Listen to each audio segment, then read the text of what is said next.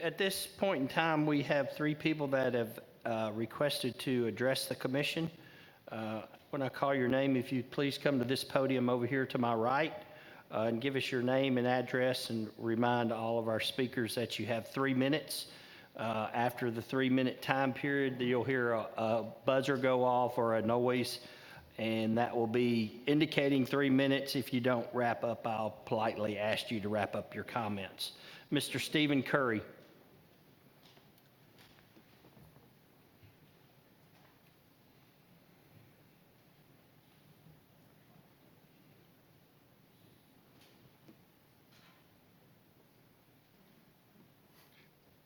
Good evening, Mayor, County Commissioners. I live out at 3350 John Taylor Road in Woodlawn. Last month, the County Commission voted for the largest property tax increase in Montgomery County history, just under $20 million.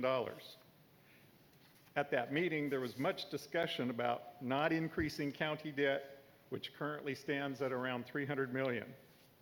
And now, you're turning right around the following month and voting to increase the debt by $7.5 million for a non-essential event center, which will increase to a total of $105 million in GO bonds by the time it's done. This will cost taxpayers over $150 million just to pay off the bonds. That doesn't count any potential annual operating losses. The mayor wants to use $2.2 million in IDB pilot money to partially pay for those bonds for the event center. But we will need that money to pay for the estimated $140 million in new school construction in the next 3 to 5 years.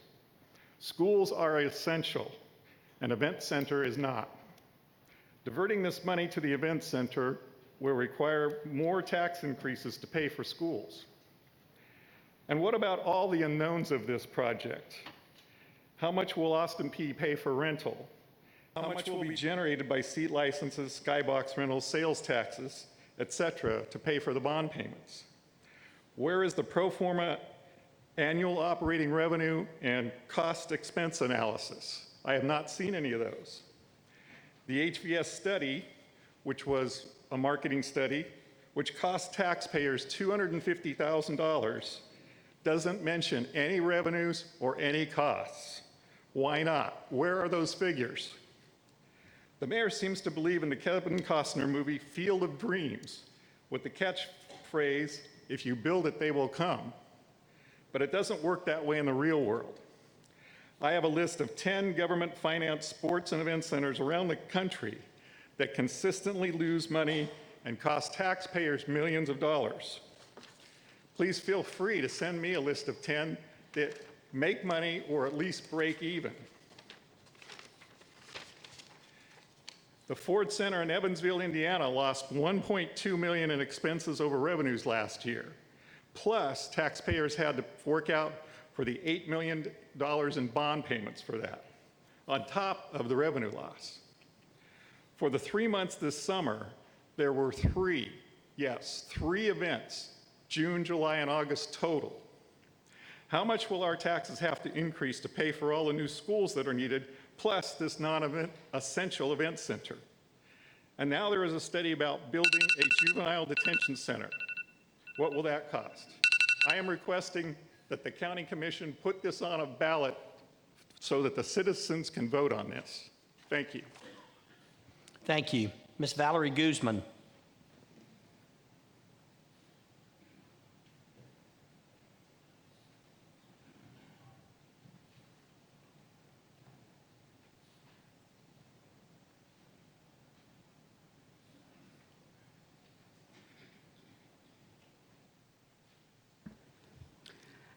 Thank you, Mayor Durrett, and thank you, Commissioners, for allowing me to speak this evening.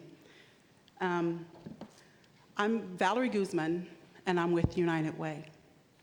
And last month, you all cut $130,000.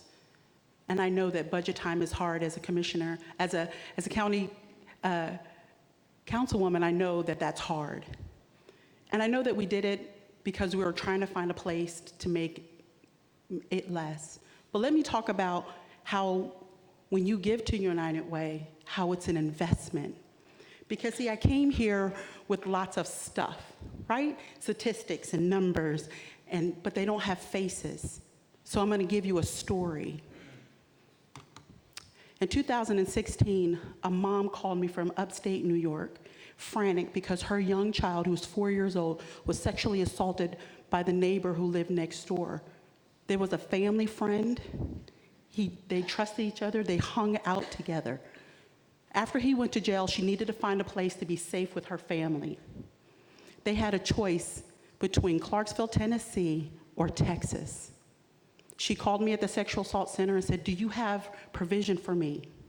And I wasn't sure, but the United Way just increased the funding at the sexual assault center, and we got one more therapist. So you're saying, what does that mean for the return of our investment of $130,000?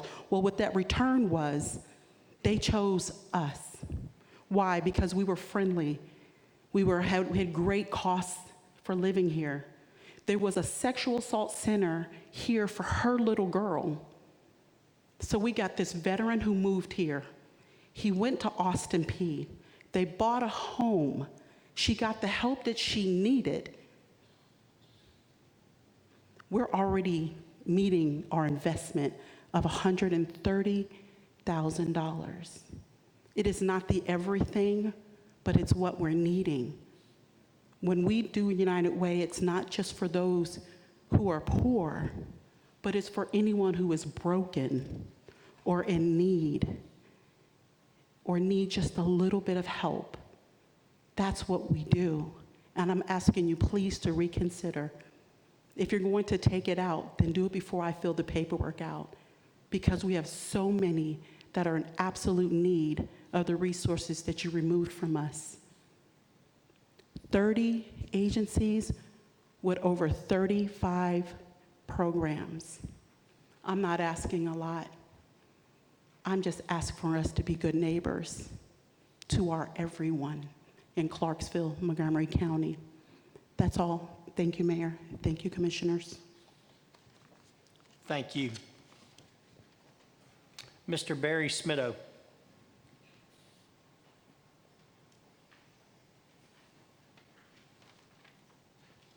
Barry Smitto, 2402 Old Ashland City Road.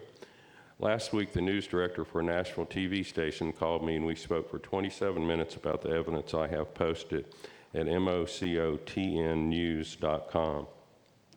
The evidence includes Chamber of Commerce leadership's partnership with the Industrial Development Board and how they've been saying they're bringing new industries here to create jobs for Montgomery Countyans. But recently, Montgomery County farmer Deborah Moore said the IDB is seeking a grant to bring people here because they don't have enough workers for the industries they're recruiting. The industries receive huge tax breaks. That causes citizens to be cost with the infrastructure improvements. The IDB has little to no concern about roads and schools being overcrowded, and they don't seem to care about farmland being gobbled up by developers. You'll also see how the IDB has secret meetings with industries. That's how they're bringing Atlas BX here with the lead acid plume hovering right beside residences and very near schools. The deal was finalized before residents were even aware of what was occurring. Also at mocotnnews.com, you'll see Chamber of Commerce leadership that initiated the push for consolidation presented a strategy plan to the official government-appointed Charter Commission. The plan said the goal is to position county voters against city voters, vice versa, while pushing vote yes as a solution to their problems with another. I've spoken probably 14 times to y'all. There are rules regarding that, and some of what's on there I'm unable to tell you about here. You need to go to the website because you're not supposed to make statements that are alarming, and what's happening is very alarming. I've been a member of the chamber in the past when I needed to be for business. I have good friends that are on the chamber now, but there are people at the top who are absolutely doing things that are very, very wrong. And part of all this, the disagreements regarding zoning, and you know, every month or two y'all have new people come in wanting zoning. Part of that is caused by the fact of the problems with the chamber leadership and government leadership that is allowing these type of things to happen. Basically, in my opinion, the government's sort of been hijacked. Not sort of, it's been hijacked. The Bible says all our efforts at righteousness are filthy rags. It tells us not to judge each other, but it also tells us to seek justice. And there's a lot of huge injustices that are going on here. If you go to the Residents for Effective Government page, they have interesting discussions about a lot going on. There's also the Sango Residents Against Multifamily Rezoning, I think that's the name of it, and they have interesting discussions too. The developers and everybody, they're just all on the same page doing everything together. As average citizens, we argue with each other and get in big fights sometimes.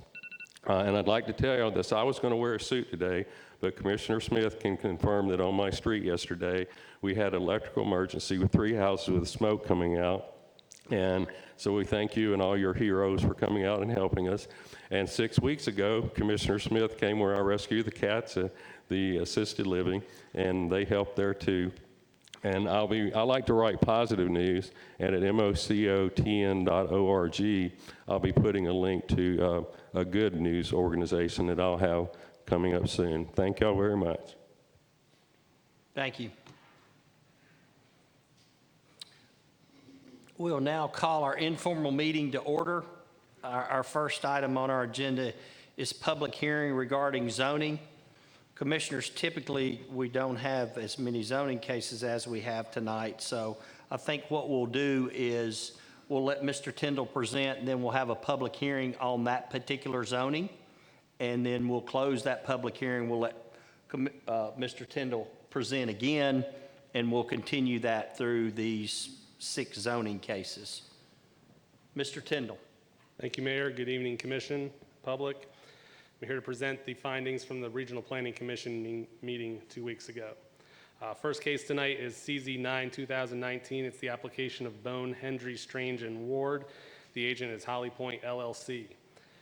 This is 74.27 acres, plus or minus. It's currently zoned agriculture, and the applicant requests to go to E1A and R1 zoning. I'll just point that out on this map since it's not typical to see 2 zones at once in this map on Hickory Point Road. In yellow is the area requested for R1. That's that small portion that's on Hickory Point Road, and the rest would be going from ag to E1A. It is not an extension of the zoning classification. As you can see here, the majority on that area is ag, and it's kind of ringed with R1 just to the north. The property fronts Hickory Point Road, 1,800 feet south of Goulson Road, and 850 feet north of Ryan Road, just south of Highway 12 as well. It's in County Commission District 3. It's a land with varying topography, including interior and perimeter tree lines. The applicant's statement of use is to development as a single-family residential development. It is within the planned growth area. Of department comments we received from Clarksville Gas and Water, a water system upgrade will be required due to water pressure issues out there. No other department comments were received of interest or concern. Here's some pictures from out there. It was a very humid day, so excuse on some of the pictures tonight. You'll see some haze on them, but here it is as you approach the site. This is the proposed entrance. There's currently a gate there just before Ryan Road. It's the most level spot on the property to make access. This is one of the neighbors across the street in that vicinity. Property here is on the right. You can see the tree line I spoken about. And this is the property as you come down Hickory Point from Highway 12. It's the first property on the left before the site. And just after that home, you can see where the fence ends, begins that property. It's mostly, like we mentioned, with trees in the field out there. This is the Mcadoo Creek. I don't know if you can see it well enough, but it was raining that day, had been raining most of that morning. And that's the picture we got of the creek, which is just down one lot from this property. The Mcadoo Creek runs through there. Proposed use's impact to the area would be an increase in traffic, light, and noise, as you would see with any residential development. Clarksville Gas and Water is the water source. This subdivision would be on septic. Our historical estimates would put this at right around 67 units. The applicant said they can do 63. They will still have to get soil testing for the septic systems, and that may actually reduce that number, but that will be done after rezoning. Planning Commission staff recommended approval, and the Planning Commission recommended approval based on the following facts. The proposed zoning request is consistent with the adopted land use plan. The future land use opinion map identifies this area for single-family residential development. Adequate infrastructure serves the site or will serve the site, and no adverse environmental issues were identified at this time.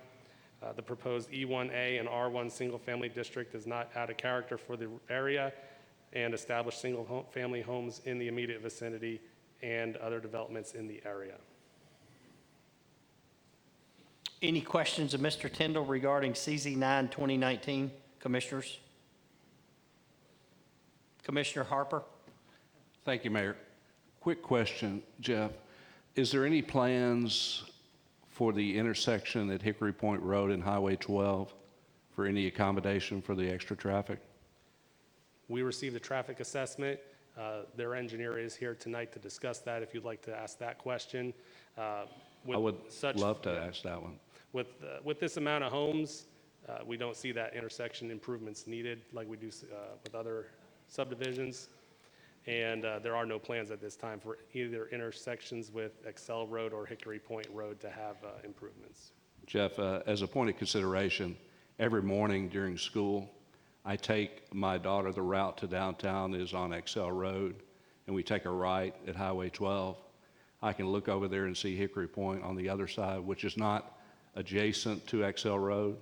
That intersection is one that I have great concern about, frankly, and you know, we have traffic. It's a speed limit of 55 that comes down to 50 on Highway 12 at that point. Most of those folks that are coming up that hill from Excel Market are not going 55, they're going closer to 70. And it's very difficult to make a right-hand turn for me going downtown. I can only imagine if we add more traffic on Hickory Point, what those people will have in front of them trying to make a left turn to go into town. So I would love to hear what the traffic considerations are, but I'm greatly concerned about it. Commissioner Knight? I'd also like to say that I went down there and actually took a look at that road myself. And I noticed in your pictures, you know, you had the picture of the fence and the picture of another direction, but there was no clear picture of that hill that's like a super incline, and you can't see anything around that corner. And those cars come flying, I know. Almost got hit by one. So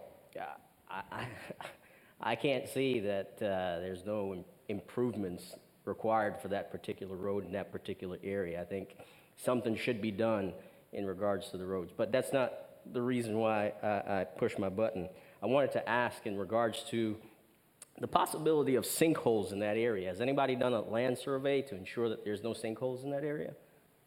I'm just curious.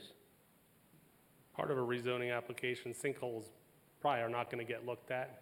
That gets looked at a little further. You got to look at the investment someone's willing to put in on a piece of property. You're not going to go and fully engineer something before you ask for the rezoning. You'll ask for the rezoning. If you get it, you'll spend some more money on the engineering. And once you get past that point, you'll spend the money on putting in the infrastructure. So we're rezoning for the purpose of putting single-family residential homes in an area that has sinkholes. I'm just asking the question. Well, I don't know if this area is as prone to sinkholes as other areas that we've seen, but there is definitely the potential. Anywhere in Montgomery County has the potential for sinkholes. Okay, just asking. Commissioner Joe Smith? Mr. Tyndall, the one thing I see on here, I don't see East Montgomery Elementary's stats as far as their capacity. Is Mr. House here where he could tell us what the capacity is at East Montgomery? That was one of the questions asked of me, and I did not have the answer for that constituent. Yeah, the numbers that were given to us was the Richview capacity of 95% and Clarksville High at 92%, but they did not put the elementary school, which often would tell me that it's below 90%, but if someone from the schools are here to answer that, I'd like. Is Dr. House here? I don't see him, but we can certainly get you that answer before next Monday night. All right. And as far as the intersection of Hickory Point, Commissioner Harper and I, we talked about that when I first got in office. That is a passion of both of ours to get that intersection of XL and Highway 12 and Hickory Point and Highway 12 fixed, whether it involves a red light, turning lanes, whatever. We're going to need your support at the RPC to make that happen. If we're going to allow any type of subdivisions to be built, we have to plan for the infrastructure. And anybody who drives that road or any of the roads out that way, especially XL and Hickory Point though, knows that it gets congested early in the morning. So whether it means reducing speed limits, adding turning lanes, doing what we need to do to make sure that our citizens are safe when they come through that area, we need to make it happen with the full support of the RPC. Understand. Thank you. Commissioner Bryant? My question was similar to Commissioner Smith, and that was just the impact that the number of students might have on the schools in that area. And my second question was probably something from the Sheriff's Department. Any statistics from the state on the fatalities in the last 5 years in that area? I doubt they would have that information available, but we can ask the Sheriff's Department to have that for you. And as soon as we get that information, as well as the elementary school information, we'll pass it along to the commissioners. Thank you. I can give you just the back of the napkin. If we get 170 people, which would be expected for 63 homes, 18% of those children would be in our school system. That's 30 children, 13 grades. That's only 2 children per grade, 2.3 children per grade. That would be expected. Now, obviously, some families are larger, some are smaller, and that's an individual, but that's kind of an average to work on. Thank you. As far as the crashes go, I talked to Kurt with IT just before this. I'm probably going to quote these numbers wrong. He ran a 1-mile segment from Old Ashland City Highway, where XL Road dumps out there, another mile down the road, and there was 74 accidents within a 4-year period in that 1-mile stretch. So as far as fatalities and other accidents, we'd have to dig a little further in the data, but that was the total raw number of all accidents, whether it was single car, off the road accident, depends what type of accident. I'm sure that data's in there, but we can get you those numbers too. Commissioner Beal? Thank you, Mayor. I actually wanted to echo what some of the previous speakers had mentioned. Commissioner Smith actually brought up one question that I had, and that was the concern about the intersection there. I actually went out there this past Saturday and met with a couple of folks out there, and I've met quite a few nice folks that live out there. And did you say that the proposed entrance is that picture where that gate was? Yes, according to the preliminary plan, which was submitted to us as a concept, that's where that entrance was. Okay, because I actually took pictures while I was out there, so if anybody's interested to get a view of both sides of where that is, I can tell you that it is not a good idea at all. I don't understand why we couldn't put that entrance, if we're gonna do this, put it maybe at the top of the hill, maybe, I don't know, I'm not a planner, but that seems like the worst spot to have that. So on one side, you're looking up a hill, the other side, you're looking at a curve, and when I was out there, it was raining, and I can tell you that I was concerned to even be out there, even looking at it. So I just don't, I have a lot of concerns here, and I don't see this being a good thing. Thank you. Well, the site Commissioner- engineer's here. Sorry, the site engineer's here to answer those types of questions and why those decisions are made. Commissioner Pritchard? Thank you, Mayor. Mr. Tyndall, what surrounds this particular piece of property? I know I saw one house. Are there any other subdivisions? Because I presume this is going to be a subdivision. Yes, Commissioner, as you can see on this aerial map here, and that's the zoning map, but we'll go back to the aerial photo there. You have the South Ridge subdivision, which is the way the crow flies, less than a mile, but it's down Highway 12 there's the South Ridge. And then the city limits, as you can see, is the darker red hatched line just less than a mile north of this site. So this site's wedged right between two subdivisions on its side of Highway 12, and then we know what's been going on XL Road, subdivisions such as Bentley Meadows and others, and that leads right up to the city limits as well at 41A.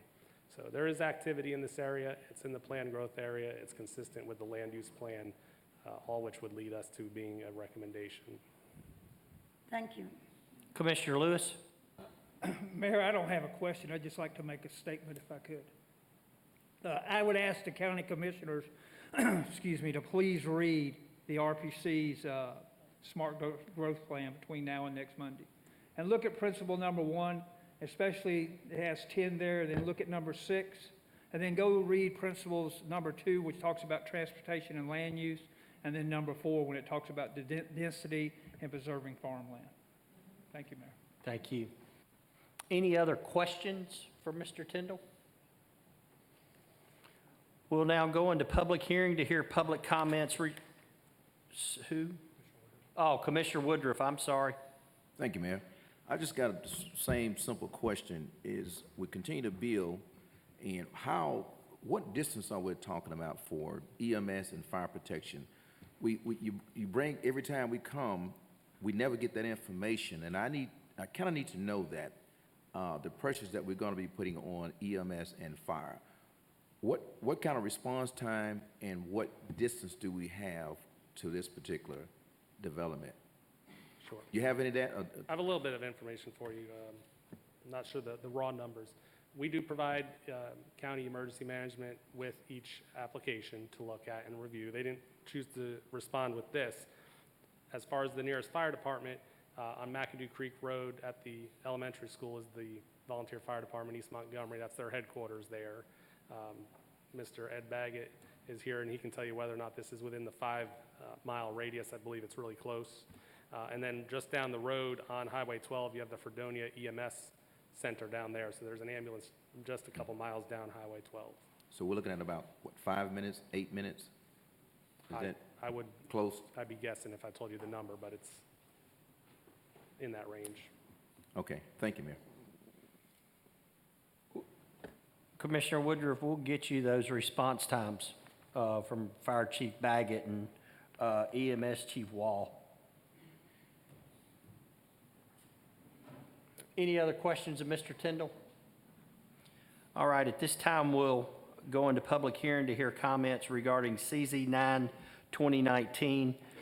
Just so everyone will know our rules regarding our public hearings, we'll allow 3 people to speak in favor of an application, 3 people to speak in opposition. We ask that when you come to make your comments, you come to the podium over here to my right, and to please limit your comments to 3 minutes, and that'll apply to all 6 of our zoning cases. So is there anyone in the audience that would like to speak on behalf of CZ 9 2019?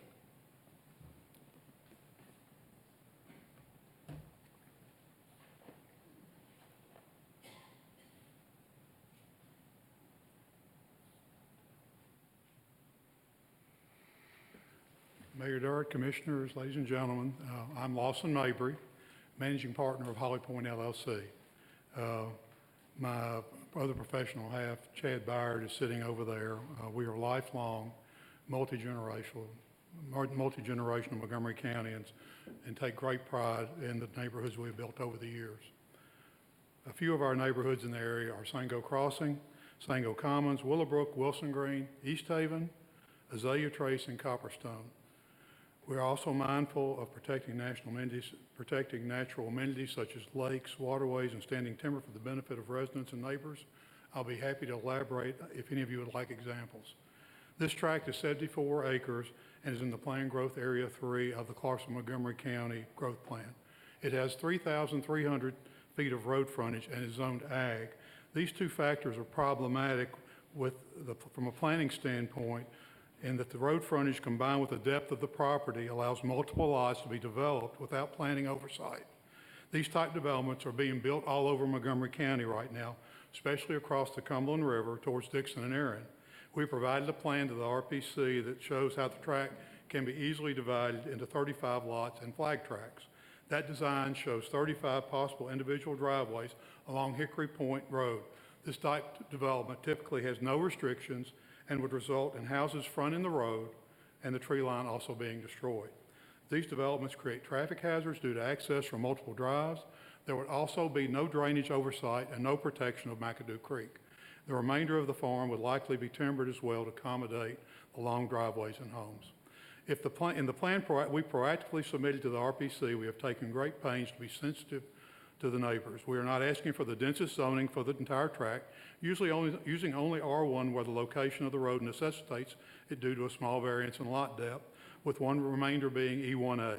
There will only be 62 lots at the most. We will lose one from the plan to give neighborhood access to the common area with a density of 1 lot per 1.2 acres. We have designed the streets that follow the natural contours of the property, preserving most of the trees on the track. There will only be one entrance on Hickory Point Road. The existing tree line along the road will remain undisturbed with no houses fronting the road. The average home price will be in the $400,000 to $500,000 range. The Mcadoo Creek riparian area will be set aside, left natural, and maintained by the HOA. We also have submitted a traffic study to the Planning Commission that shows Hickory Point Road has capacity to handle any increase in traffic incidental to the property's development. As a matter of fact, in the 1.6 miles of Hickory Point between Golson Road and Middle Mcadoo Creek, well past this track, there are only 7 homes. This is smart growth financially as well, with no additional expense to the Montgomery County other than the maintenance of the roads in the neighborhood. Property tax revenues from this 74-acre tract at build-out will be $300,000 annually in today's dollars, more than the amount collected today from every parcel combined. There will be homes built on this tract regardless of how it's developed. Please approve zoning that has the best interests of Montgomery County at heart. These sellers have a right to sell their property at a good price, and zoning decisions would result in careful factual analysis. These have been considered by the RPC, and they have recommended approval. I urge you to concur with them. I'll be happy to answer any questions from the commissioners. Houston Smith, our project engineer, is here as well to answer any technical questions regarding traffic study, required drainage structures, and so forth and so on. Thanks very much. Commissioner Knight, do you have a question of Mr. Mabry? Thank you so much for coming up here and, letting us know how you feel.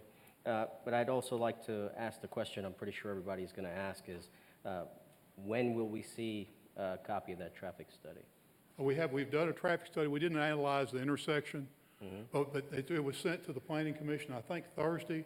I sent one to Commissioner Smith and to the Planning Commission. They said that they were not allowed to send them out after the hearing had been held. So I'll be happy to send you one personally when we leave here, okay? Sounds great. And is there any plans to maybe move that particular entrance? I know you said you have an individual here for. Well, it may not look at it, and Houston, you want to address that? We've got it in the best place, but Houston could probably address it a little better. Could he, Mayor Durrett, could he come? Sure. Would it be okay if he came up here? I'm the only speaker, so. Oh, yeah, no, that's fine. I'm not going to take anybody else's 3 minutes.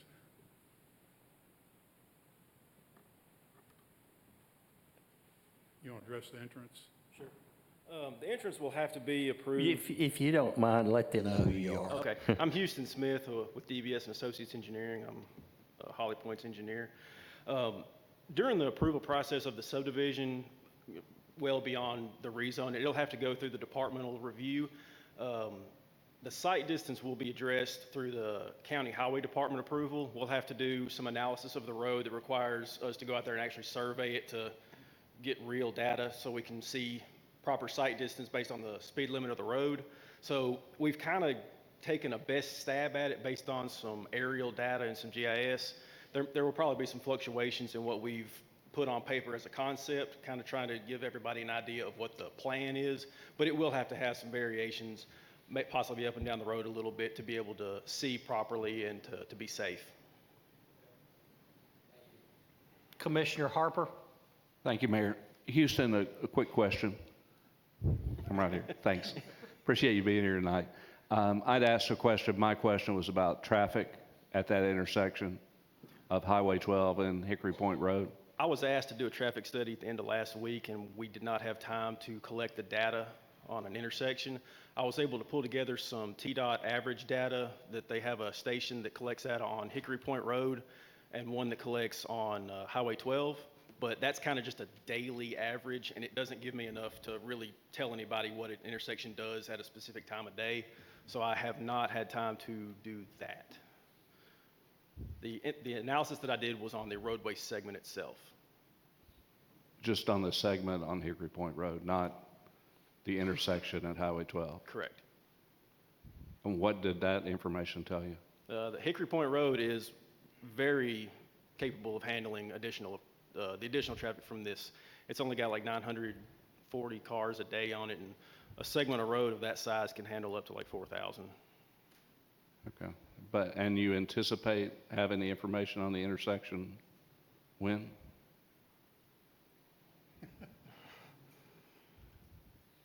This is the first I've been asked to do the intersection analysis. I mean, personally, I understand what I'm going to say here, and it's going to sound a little caustic when I say it, but I can't imagine having a development and the main cross street, which is a highway, not knowing how many vehicles travel on that intersection. That to me seems rather odd, but doesn't it to you? During this process, we provide the data that's asked for. So I have provided really what has been asked for at this point. So, I mean, you planned the people that lived in the subdivision, you planned on them accessing that subdivision by Highway 12, right? Not by Lock B Road. that's correct. Yeah. Correct? I'll answer for you. I asked Houston to do me a traffic, heard that a couple of commissioners asked for a traffic study. I asked Houston to do me one Thursday, and he got one together pretty quick. And I didn't ask him to look at the intersection, but we'll do that. Okay, great. Okay? We don't mind. I just think Yeah, we don't personally that approving or denying even hearing this application before we have that traffic study on the intersection is a tad premature, in my opinion. Of course, one point I might make is if this tract isn't zoned, it's going to have 35 houses on it without any review. I understand that. You understand that? I do. With 35 gravel drives coming out onto the road. Yeah. I do understand where you're coming from. I do. Okay, that's anyway. But we'll certainly try to get that Okay. for you, okay? Thank you. So I didn't want you beating up on Houston. It wasn't his fault. Commissioner Joe Smith, do you have a question of Mr. Mabry or Mr. Smith? Mr. Smith there, on your plat, you showed that the roads going in. I went out there and rode the property. Most of those roads are on the high point of the property, right? Not in low spots. And it travels the high side of the property, runs around, and does it leave that natural tree line in the middle for drainage? I've told constituents that because that's what was told of me when I was out there riding the property, is that it will leave that natural tree line down the middle for drainage since it is already in place as a drain. We won't take out any more than we have to. A lot of that's going to come into, when Houston, because, we have to retain the water to keep the flow from exceeding the rate that it goes right now. So at the bottom of the hill, you could possibly have to take out a few trees to put a retention pond in? But we plan on leaving as many as we can. We saved 10 acres of 100-year-old oak trees over in East Haven. Mm-hmm. We live here and like to do nice developments and try to do the best we can. But can't tell you that no trees are going to be cut down, but we're not, the way Houston has designed the subdivision, the road kind of runs off the top of the ridge through the fields, and there'd be, as few as possible. And I would like to address one other thing, since we have had some conspiracy theorists on Facebook lately. This Mr. Smith is not related to this Mr. Smith in any way possible, shape, or form that I know of. So I just want to throw that out there before anything gets put on social media. Thank you. Commissioner Gannon? Thank you, Mayor Durrett. Just one point of information. When you email that traffic study stuff, can you mail it to Shelley Baggett as well, for she can send it to all the county commissioners? Yes, sir. I certainly can. And then I guess you kind of answered my next question. How many lots are you looking for on this? We will get a maximum of 62. The plat I showed 63. We'll lose one of those for access to the common area around the creek, which we're going to separate from the subdivision, not let any houses back up to it, leave it natural.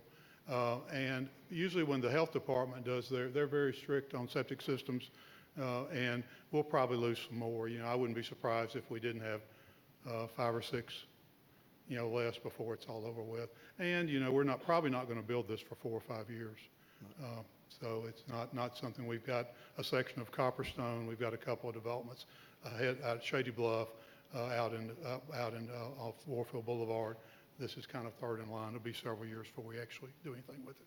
And then if you're not successful, if you're unsuccessful, you still plan on building, but you'll build. No, that we're going 35. away. We're gonna sell it. We're gonna let a builder take it who can strip it out. Okay, I mean, that's what'll happen. I mean, we don't do those, I don't do those type developments. okay, because you We- were talking we- about doing road we- frontage houses. No, about we're not, we 35. don't do it. No, it's terrible. It's the worst thing in the world. It's Okay. ruining our county. That's one reason we got this, that's one reason we didn't try to pick a fight with these folks. We came on the market. I saw that it had all this frontage and thought this would be a pretty good way to save it, because it'll be a mess. It may be 20 lots, it may be 25, but it's gonna be a real mess. It's a perfect property for that. Thank you. Yes, sir. Thank you. Commissioner Knight? I was just going to ask about the sinkholes, the possibility of sinkholes in Yeah, that area. we deal with them if we have them. We can't put a house order, and typically when we see one, it's $100,000 we got to spend to get it stabilized. It's something we deal with if they exist. There are not too many in that part of the town, but you never say never on sinkholes. For someone like Chad who's building the subdivision for us, it's a beautiful thing. It's a nice change order. But for us, it's pretty bad, and it just reduces, if we find one and it's right in the wrong place, it reduces the number of lots we can get. But that's something that, the health department, the TDEC, the Montgomery County Highway Department, all these agencies, the Building and Codes Department, everybody has a say in what we do and what we don't do. And I'll tell you that they don't sign our plats until everything's perfect. Thank you so much. Yes, you're welcome. Any other questions of Mr. Mabry or Mr. Smith? Sorry to take so long. All right. Thank you, gentlemen. Thank you. Is there anyone else in the audience to speak on behalf of CZ9 2019? Anyone else in the audience to speak on behalf of CZ9 2019? Anyone in the audience to speak in opposition to CZ9 2019?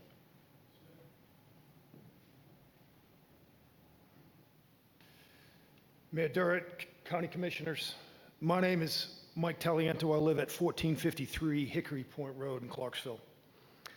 Tonight, I respectfully seek the Commission's support and vote against rezoning application CZ09-2019. Not because I'm anti-growth, but because I represent a growing and impassioned citizenry who favor and champion the principles of smart growth, a cornerstone of growth management used across our nation, and a cornerstone of our county's own growth plan. And I would ask all those that are in opposition of this rezoning application to identify themselves by standing or raising your hand, both below here and upstairs. Thank you.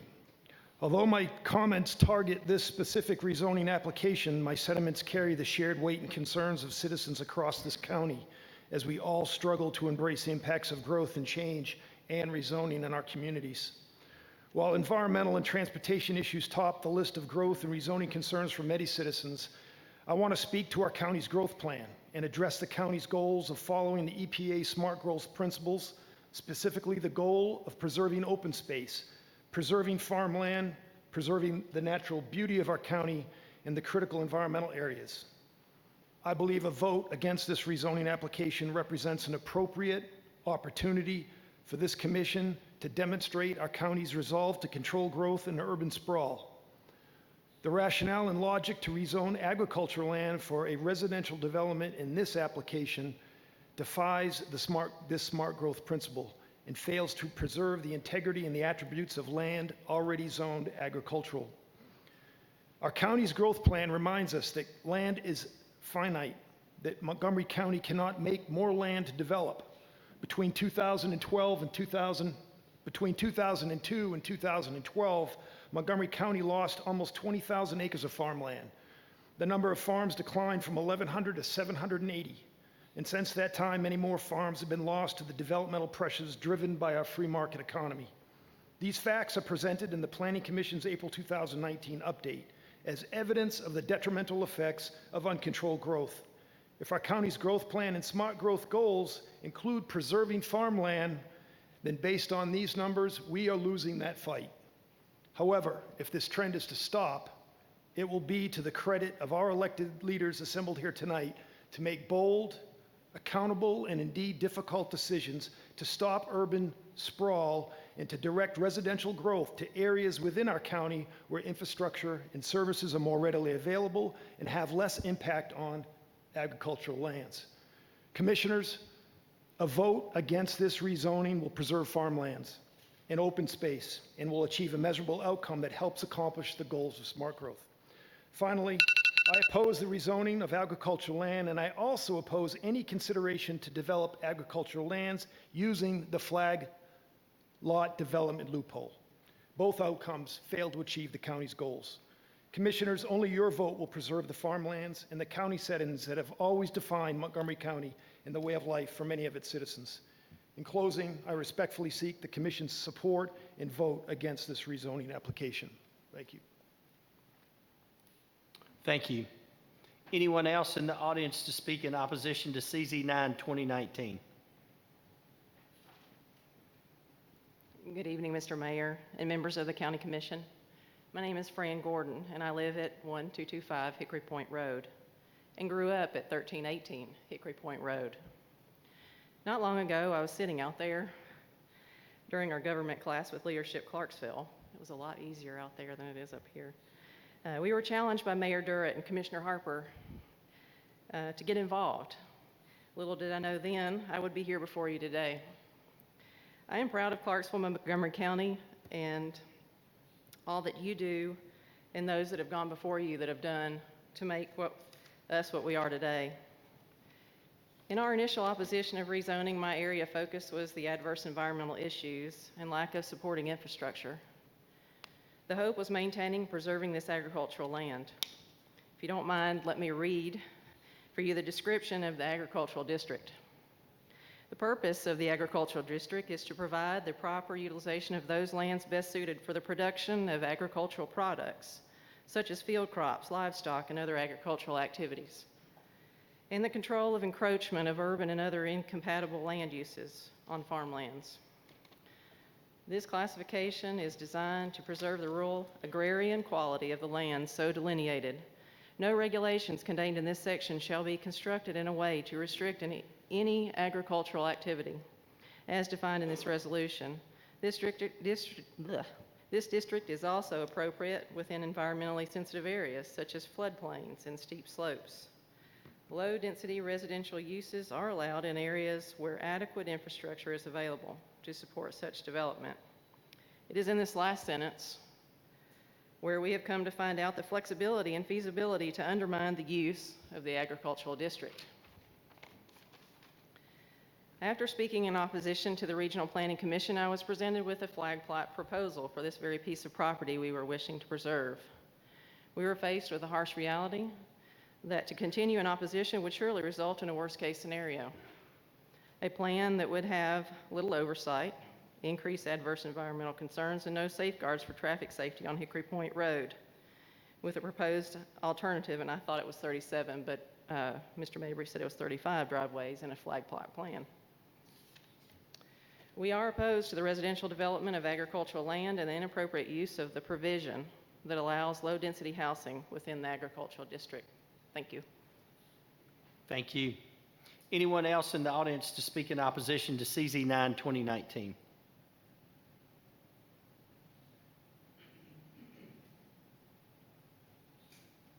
My name is Winfield Weingar. Thank you for listening to me today. I live at 1600 Harville Road in Clarksville. My family uses the Hickory Point intersection every day. I'll let you know that I had a personal experience there. My son on June 3rd was rear-ended, getting ready to turn left on Highway 12 and knocked completely off the shoulder of the road in a big giant Ram pickup. This intersection is complex just in itself. Concerns with the development, in my opinion, are the existing road infrastructure that cannot safely accommodate the traffic on either end of the development, as well as distress over line of sight at a single point entrance. Hickory Point intersection is currently very complex to navigate with 4 roads intersecting in a very short space. The line of sight at the entrance to the development exacerbated by the single entrance traffic, wildlife, school buses, garbage trucks, farm equipment, traffic volume, inclement weather is very unsettling. The bottom line, this subdivision will have a significant impact on the lives of the existing and future residents of Hickory Point Road and the surrounding area. Current road and intersection infrastructure will ultimately cause someone a tragic life-changing event. I respectfully request that you vote no to the rezoning and regulate flag lot developments. Thank you, ladies and gentlemen. Thank you, sir. All right, next is CZ 11, 2019, application of William Witkowski, David Spottiswoode, and Justin Jensen from AG to AGC. Mr. Tyndall. Thank you, Mr. Mayor. First, I'd like to take a sort of a point of personal privilege to explain something. This comes up about every 3 or 4 months with the County Commission of why is there a traffic study versus not a traffic study. We have a policy that, depending on the zone and the amount of acres you request, requires you to have an assessment before the Planning Commission looks at it. For instance, E1A and R1, which you just saw, if you zone more than 70 acres in bulk as R1 or more than 105 acres at E1A, you would be required to submit a traffic study ahead of time. Because we feel that when you have less than what is approximately 100 homes or less, you're not really adding to that traffic problem to the point where an assessment's really required. So that's why these assessments sometimes come in at the last minute. We advise the applicant that this is probably something that's going to come up. You may want to have one, and that's why they had it for today, and you'll have it in your inboxes tonight or tomorrow.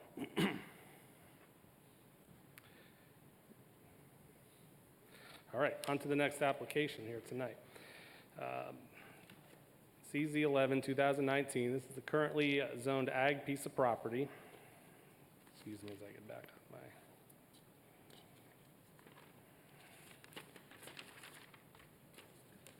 my... Applicant is William Witkowski, David Spottiswoode, and Justin Jensen. The agent is Olson & Olson PLC. It's 22.4 acres, zoned ag to go to ag commercial. This is not an extension of the zoning classification. The property fronts the west frontage of Marion Road, approximately 2,270 feet from Highway 13 and Marion Road. Marion Road is a state highway. This is in County Commission District 6. It's a wooded tract with varying topography off the state route. The applicant's request is to create a small distillery, and in terms of our code, a small distillery is one that produces less than 1,000 barrels per month. This is in the rural area. We received a few department comments of note. First one is from Mr. Atkins. He's the general manager of the Cunningham Utility District.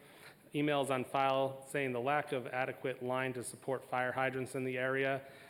This is on a 2-inch water line. I'm sure the applicant's going to discuss that more tonight, but they are going to be drilling a 6-inch well to both act as supply and fire suppression on site. Mr. Ed Baggett also via the phone let us know that the development must meet the adopted fire code, and I believe he's also working with the Cunningham Utility District and the applicant to advise them what they need. Again, we're across the river here. The majority of the lands in the area is ag with a bunch of spots of R1, E1A, E1, and some commercial lots off Highway 13. Compared to the vacant lot, this site has the potential for increased traffic, light, and noise, as with any development. Will be on septic. We'll give you some pictures here. This is as you approach the site down Marion Road. The site's there as the trees begin on your right. We're looking back up the street, so it's on the left now. It's all wooded on the left. The whole property's wooded. This is the home, I believe, across the street, and there's the entrance to the site, and then the home to the right of the property. The tree line is just immediately to your left right here. So these two pictures are next to each other, and the site begins to your left. Not a lot to look out there. It's a lot of trees and some homes in the area. Planning Commission recommended approval based on the following facts. The proposed zoning request is consistent with the adopted land use plan. The ag commercial zoning district serves to create individual proprietary businesses that are convenient and compatible with rural settings. Adequate infrastructure serves the site. No adverse environmental issues are identified at this time. Property is located along a state highway with access in a relatively rural setting. The property is adequate size and shape to develop the compatible use, and appropriate setbacks and screening will be provided. The Regional Planning Commission, however, did vote for disapproval. Any questions of Mr. Tyndall? Commissioner Beal? Thank you, Mayor. 2 questions. First question, did you say that there were no environmental concerns? Adverse environmental concerns. Environmental concerns. Okay. Question number 2, Why would the RPC be against this now, but they were in favor of it last time? I'll give you the reason they gave from the podium, and that's because this was voted down 3.5 years ago. That's the reason of record. So that's the reason for the disapproval now? Correct. That's it? Yes. Okay, thank you. Commissioner Hodges? Thank you, Mayor. Jeff, is that an easement I'm looking at, that comes out to Marion Road from that property? Let's get you a little closer there. Now, this is what we'd call a flag lot. How wide is that? Well, if it meets the minimum ag frontage, it'd be minimum of 90 feet. 90 feet? 90. So it's probably a little over 100, 150 maybe. How many houses could be put in that spot there? Again, this goes back to the septic question. So you have 22 acres, you lose 10% right off the bat, putting in roads and infrastructure. So you're down to 20, just under 20 acres then. Ag zoning is 1.5 acre lots, so 15 lots if you get the septic to go, 14. And would that easement or access be fine with that many houses? A public road would only need 50 to 60 feet wide. Okay. Thank you. Commissioner Knight? How long ago did they say that was this voted down? In 2016. 2016? Is It was the first attempt at an agricultural commercial rezoning, and we've had 3 since. One just recently was that barn event center down there too. Have they recommended, items similar to this, recommended disapproval?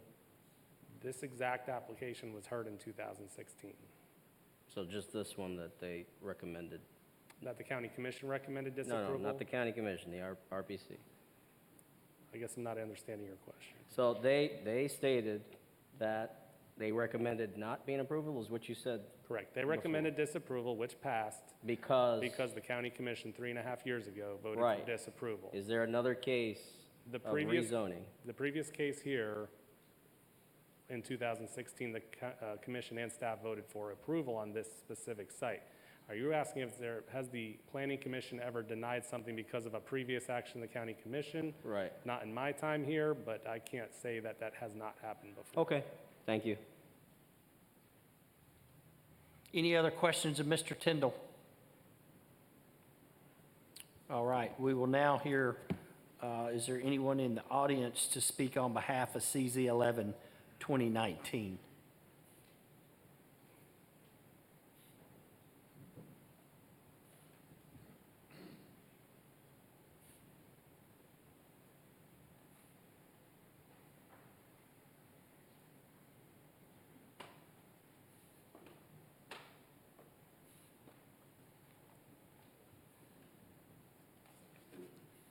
Good evening. I'm Stephanie Hayes. Excuse me. I reside at 3950 German Hollow Road in Palmyra. I stand before you today to speak in support of the zoning request for CZ 11-2019. I have read numerous arguments in relation to traffic, fire hazards, and environmental concerns. Mr. Witkowski has a solid fire and environmental plan for the facility. He has also pledged to use local farmers and businesses as much as possible in conjunction with the building and production of his facility. After construction, the neighbors will see a handful of vehicles for workers, 1 or 2 trucks a week for pickup and deliveries, but no large influx of traffic as everyone is imagining. The plans for the distillery are available for any and all to review.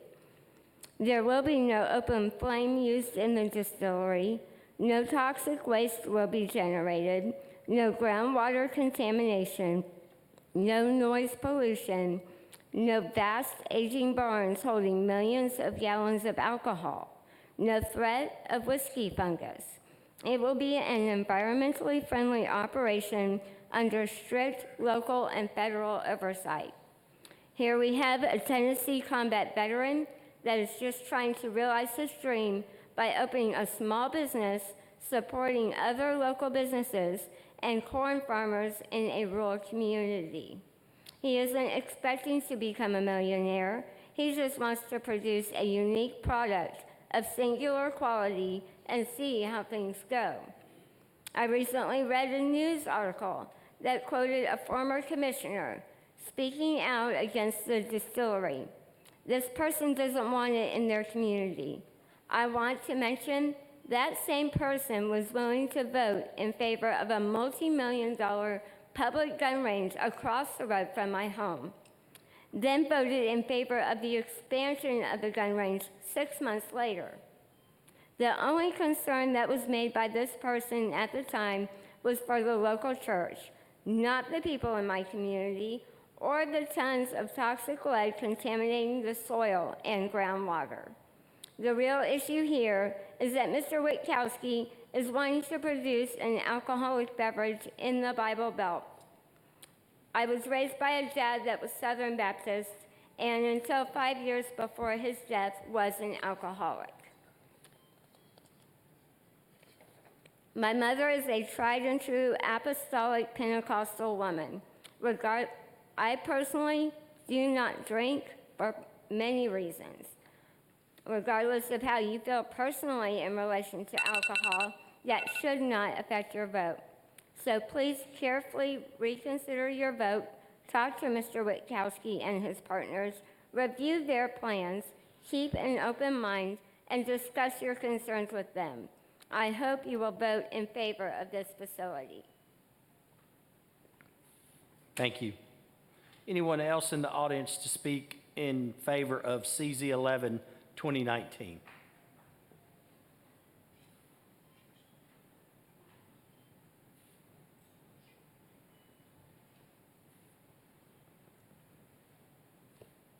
Good evening, Mr. Mayor, County Commission. My name is Ian Black. I live at 874 Glenraven Drive here in Montgomery County.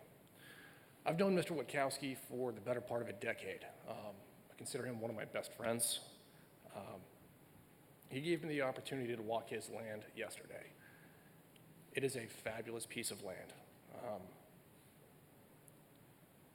In my line of work, I have to determine ways in which to mitigate risk, find ways to make decisions that are fiscally responsible, and in my opinion, Mr. Witkowski has taken the necessary steps to mitigate the risks that have been brought forth. In terms of the fire issues, public safety along Route 235, and environmental risks, which will help to conserve and revive the land. At this time, I request that you vote in favor to change the zoning. Thank you. Thank you. Anyone else in the audience to speak on behalf of CZ 11, 2019?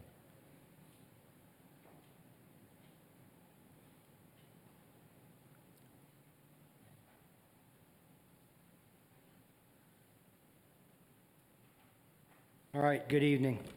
You forgive me, I'm a little bit nervous. I got a lot riding on this today. So just give me 1 second and get ready. All right, my name is William Witkowski. I live at 1140 Brooks Road, and I'm one of the owners of this property. My other partner, David Spottiswood, is here tonight. Justin Jensen could not be here tonight. He works for one of the world's largest construction companies. He's a superintendent, so he spends a lot of time out of state. Or he's in Memphis now, I think. But anyway, I'm going to make an attempt to personalize this, and I want to thank Ian and Stephanie. That was very, very nice to have some actual citizens speak in favor of me for a change. Seems like all I do is catch arrows. I know there's a lot of concerns we have with this property. Can we put the picture back up of the property, please? Oh, I know. Oh, great. So now I'm supposed to, you know how to use your equipment? Sorry. Just move it over on. Just the one in the overhead. Yeah, there, that's it. That's right. Okay, you can look at the property. It's triangular. And there's I've got an overview map. I think every county commissioner has seen it. It's got distances to all the buildings. Right there, we got 107 feet of road frontage. And just so you know, this morning, I was on the phone with TDOT. Now, I had a permit for a 30-foot driveway easement, 30-foot wide, and that's not going to be adequate. So I talked to TDOT this morning about increasing the size of that to 45 feet wide. That'll ease the transition of any vehicles coming on and off the road. The distillery uses a lot of grain. Grain will have to be delivered by semi-truck. So obviously, I'm not going to get a semi-truck every day or two a day. I might get 1 or 2 trucks a week.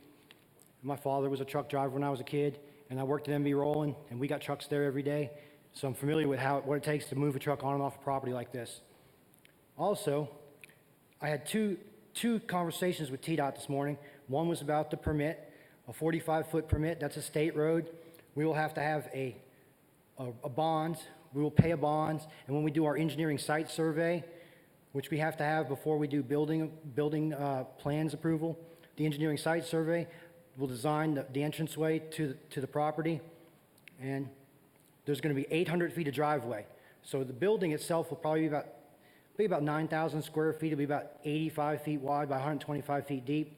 And that building will be about 800 feet off the road. You will not be able to see it. It's well screened from everything.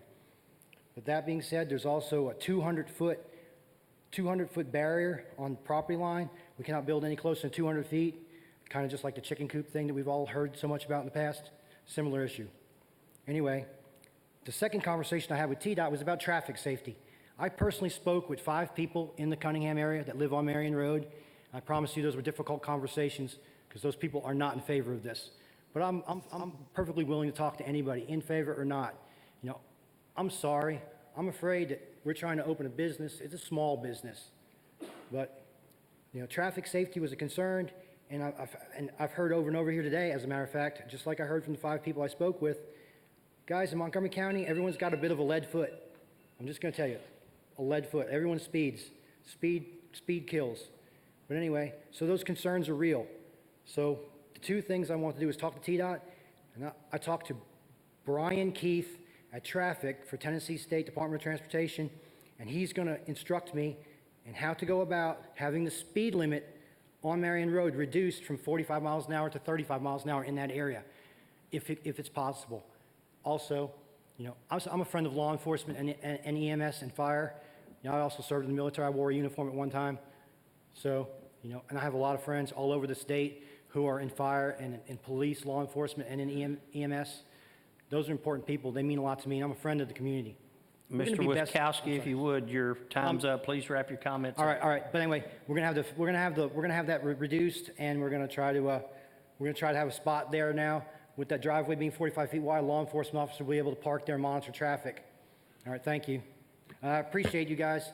This is a difficult thing for me. I know it's a difficult decision for y'all, but I mean, you know, I'm up against the wall here, and you understand, you know, not being approved by the RPC was just terrible.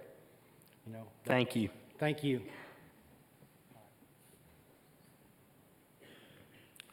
Is there anyone in the audience that would like to speak in opposition to CZ 11, 2019? Commissioner Bill, I'm sorry, do y'all have, I didn't look at my board. Mr. Witkowski, I think they have some questions of you. It looks like it. It's several people that have spoke. Thank you, Commissioner Bill, for bringing that to my attention.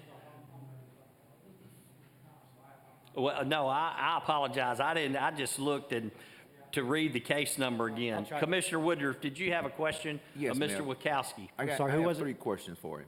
One is, how many jobs you going to provide? 2, what kind of salary they're going to be making? 3 is, what are you planning to put back into that particular community? Well, I'm glad you asked that question and gave me the opportunity to answer that. Well, first off, right off the bat, we're going to create four very important jobs. The most important jobs in this county, my job, okay? I'm creating my own job. I'm sorry. The little distilleries, we're only going to make 10 barrels a month. That's not 1,000, okay? That's 10 barrels a month. Some of the regs, I wish I could go over, but we're not going to. But anyway, as for what can I give back to the community, well, first off, to make 10 barrels a month, it will take 100 acres approximately of Tennessee-grown, Montgomery County-grown corn. And all that spent grain after it's been distilled is livestock feed. You cannot sell it because then we have to go through an FDA approval process. So you cannot sell it as livestock feed after it's been distilled, and it's just spent grain. That's given free to a livestock farmer. Now, I have a farmer that lives, and it's funny, because he's kind of sort of knows the volunteer fire chief. He's got 450 acres of row crops on Highway 4813, which is just a few miles away from my location, and he's got 250 mama cows. So he's really eager to talk to me about growing 100 acres of corn under contract. Now, corn prices fluctuate. The time I worked at the distillery with David in Montgomery County, or excuse me, in Pembroke, in Kentucky, the first craft distillery in Kentucky, Corn price went from $4 a bushel to $7. I don't want to cut you off, but I got that. We need to address the questions, please, Yes, sir. you're going further than I expected. I see you're asking us to approve this for 4 jobs and put more pressure on the community, the roads, and you still haven't given us how many jobs? 4? And we still haven't said what kind of pay for those 4, and it sounds like it's the owners that's gonna be working here. It's kind of tough for me to say yes to 4 jobs when you're talking about the impact it's gonna have on that community and the residents there. So that's all that's all I wanted to know, so. All right. Well, now, pay-wise, I mean, now when it comes time to bottle, now, we don't make whiskey overnight. It takes several years for whiskey to age. Now, when it comes time to Well, bottle whiskey, are we talking at I $7 might have an maybe hour, 12, or $8 an hour, or $10 an hour? We're more, no, you're talking more like $15 to $18 now. My job is not an hourly job. We'll hire a salesperson. He'll work on commission. He'll have to travel around the country to distributors. Okay, that's all I got, Yeah, Mayor. yeah. So about maybe 12 part-time jobs for bottling. You know, Dave and I bottled lots of bottles, so. Commissioner Beal? Go on, sorry. Thank you. I actually went out and walked this property. Bill invited me to come out and kind of walk around, which is what I like to do on these zoning cases. And I've talked to several people that live along Marion Road. I've talked to them on the phone, emails, on Facebook. And I kind of want to ask you some questions to maybe address some of their concerns, just so publicly you can answer them. Okay. So that we can make sure that there's not any misinformation out there. Right. So one of the concerns was about this thing called whiskey fungus. So can you just briefly explain to us what that is and how that would affect this area? Okay, well, that's good. Last time this case came up, Dustin and I reached out to 3 PhD mycologists at, I think it was one of these MTSU, one of these is APSU, one of these was Tennessee Tech. I've got the document right here in my hands. You can all have an email copy of this pretty quick. But it's called, oh man, it's got some name I can hardly pronounce. I apologize. It's like, do we have the name on here? Hold on. It's got a crazy name. Anyway, it's a naturally occurring fungus. Unfortunately, there's 2 places in the world it's really bad. Shively, Kentucky. It's really bad in Shively, Kentucky. The people there are fighting it within a mile of the distilleries. But Shively, Kentucky has 5 of the largest distilleries in the world in that one county. And you're talking about, they have millions of barrels aging. You know, I know Heaven Hill has 126 rickhouses, and they're like 3.6 million barrels of whiskey. And in Kentucky, there are more barrels of whiskey aging than there are citizens of the state of Kentucky. So when you have that large a concentration of whiskey, this stuff likes to grow in an area, it likes ethanol. So off-gassing ethanol from an aging barrel, it kind of likes that. The same stuff grows on the cap of your car. If you have a white car and you open your gas cap, you got that black stuff that grows inside your gas cap, that's the same fungus, because gasoline has ethanol in it. Okay, so are you saying that because you're going to be a lot smaller Oh, scale, yes, that yeah. you're not concerned about that at all? No. You don't see that being an issue at all? No, out there? MB Roland didn't have it. I don't think any of the other small distilleries have it that I've seen. Now, Jack Daniels has it, but they're also ginormous. Okay. I do have a few more questions, and I feel like my time is limited. Right. Will there be any consumption on site? Negative. Now, according to the rules, we're allowed to have a gift shop and give tastings and tours and do on-site consumption, but David and I both worked at a very public, tourist-centered tasting and live event venue distillery at MB Roland. They did picking on the porch, just like jazz on the lawn. And I'm going to tell you, from a liability standpoint, first off, we have a federal permit. And if you have a federal permit, you're not allowed to bring tax-paid liquor onto the property, just like a bar is not allowed to go to the liquor store and buy liquor to sell at the bar. They got to go through a distributor. So the government's very concerned about taxation. They don't want any swapping of that, crossing that line. You understand? So no, you will not have untaxed, or you will not sell drinks on the land. We're not going to be open to the public. So not open to the public ever. It's a business decision. So it's not open to the public at all? Not at all. No tours, no tastings, no live events, nothing. Nothing? We're going to have a gate. We're going to have a gate, and we'll be like 80 feet off the road so a truck can pull off. Now, appointment only, you can come out there and visit. I mean, obviously, all the county commissioners are welcome when we do get built to come out there and visit. You know, but again, not going to be open to the public. It's never been in our business plan. Dave and I worked too long at a distillery that did that and dealt with the general public. Okay. And what precautionary measures will be in place in the event that a fire does occur? Okay, that's a good question. Now, I've talked to Ed Baggett, the Emergency Management Association. I've talked to Dawson Stills. He's the volunteer fire chief, and he's got 38 firefighters. Now, we're going to put a fire cistern in. What a fire cistern is in-ground tank or 2 in-ground tanks. The size of that tank will depend upon the building and what the Building and Codes Department tells me is required. Now, also, if I do put a small aging barn, and it'll be small because you're only looking at probably 400 to 800 barrels in 2 years. That's a small thing. We're going to put now you're required to have a containment ditch around the barn in case there is a spill. If the building collapses and all that barrels broke, like has happened in Kentucky before, you're supposed to have a containment ditch. That's a requirement. There's 200-foot distance between that and any other building. Also, we're going to probably put in a thermal sensors, probably a small sprinkler system that'll be attached to a reservoir of water to automatically pump. If you walked in there and lit your Bic lighter up, that thermal sensor would detect that flame. It would turn on the sprinklers, and that would just soak my barrels with water. There would be no damage to my products. So I have no problem with putting So that you system. have a thorough plan in place in the event of an Yes. emergency? And I've talked at length with Dawson because he would be the guy most likely to be out there, the volunteer fire chief. And I told him we can have his crews come out. They can familiarize themselves with the facility. They can train out there. We'll have pumps and we'll have the in-ground reservoir so they don't have to bring water with them. They'll be all right. Gotcha. Thank you. Yeah. Commissioner Ray? I've got a few questions, Mayor. Environmental impact on the ground, water, or the land. Will there be any possible environmental impact with the surrounding area? That's a good question. Because first off, distilleries use a lot of water, so that is a good question. Our well water is there because I don't want to use city water because city water has chlorine and fluoride in it. Like Old Glory Distillery, they have to reverse osmosis treat their water that they buy from the city, and then they concentrate chlorine and fluoride that they have to pay to remove because those things kill yeast, kill bacteria. That's what it's in the water supply for.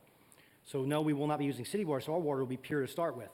Secondly, the cooling water that runs the still, there'll be tanks in the ground, and there'll be concrete tanks, and that water will be recirculated. It'll come from the tank out through the what they call it the worm tub, where the condenser for the still is, and it'll go back out in the ground to cool off naturally in the ground. So that's on a closed loop. The only things that really spend time at the distillery, washing the floor, and scrubbing the floors with water and stuff. And of course, we're gonna have a septic system. We're only having employees there. We're not gonna have the public, so I don't have to worry about public bathrooms for the general public. So no, there's not gonna be anything dumped out on the grounds. Now the spent grain is livestock feed. That'll be taken away, okay? Now, a lot of large distilleries, unfortunately, back in the 60s and 70s, they usually put themselves by a river, and they pump their water in out the river through their cooling systems and back into the river, which would raise the temperature of the river water. And then a lot of them, because they were so large, with such huge capacity of production, they couldn't find enough livestock to eat all that, and they would just dump their spent grain in the river, which would cause bacterial growth, which causes oxygen levels to drop. So when you read about pollution or groundwater issues, you're looking at, like I said, giant operations, not little craft distilleries. We live very close to the land and very close to the farmers around us, and South Montgomery County is the perfect place because there are plenty of local Mr. farmers. Wachowski, I promise you I'm not being I know. rude, but I'm please not. just try to answer the questions. Commissioner Ray? You're talking about traffic, tractor trailers, semi-trucks going in and out to haul your material. That's a small, One or two a narrow week, road and a hilly road. It's gonna be dangerous putting 18-wheelers in and out of there. I know that area. Also, you're gonna have chemicals on that job site. Will there be any hazardous chemicals on that job site? I don't recall ever making motor oil in the whiskey. I don't know any dangerous chemicals. What do you consider a dangerous chemical? Anything, it's a chemical you're gonna be using for your product to help treat it, to ship it in and out. People gotta be certified and trained to handle that. Negative. Okay. Yeah. Thank you. All right. Commissioner Pritchard? Thank you, Mayor. Mr. Witkowski, do you own this property? Well, David and Justin and I formed a partnership between the three of us to purchase this property. And unfortunately, like 90% of Americans, we still have a promissory note to the lender. Okay. So, but I mean, it's been paid, it's getting paid off. I think we still owe a little less than $50,000 to Okay. Chris McGehee at the land management company. And I have one other question. Okay. Why did you choose in particular to put this small project out in this area? Well, first off, I really like the piece of land and the fact that it could be behind an 800-foot driveway and out of sight and out of mind. I really appreciate that. I thought that was great. Secondly, it's not that far from where I live at. So, I mean, I don't live on the property yet. I might be able to build a small garage apartment there, something, a caretaker's house. That's probably should be part of the plan. But I don't live far away. I've commuted through Montgomery County for 10 years, from right there to Houston County line all the way through to Pembroke, Kentucky.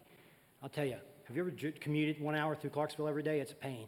I like to be close. It's also close to the farmers. Do you plan on using this strictly as your income? Oh, yes. I mean, I guess I'm kind of got a small partnership with an antique shop here locally.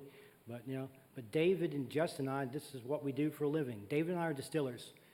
I can't go, if I have to take another job, I'll probably have to fly. Like, there was a job open in Wisconsin. I guess I could fly halfway across the country, and my mother's 90 years old, and I live with her. I take care of her. I'm not leaving her here. I'm Okay. sorry. All right. Thank you. All right. Commissioner Tangi Smith? Greetings, Mr. Wachowski. Hey, How are you Tangi. doing tonight? I'm all right. A little nervous. I know, it's okay. I just have Commissioner, she just asked my questions, two of my questions, but I'm going to ask it again in a different way, I guess. Why Montgomery County instead of Houston County, where you reside? Not every county in Tennessee allows, you have to have two things to open a distillery. You have to have a liquor by the drink and package store.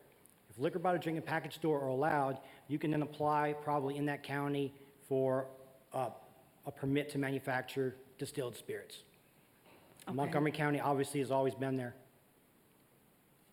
Okay, so you stated previously that the property is still owned by Mr. McGee, Chris McGee.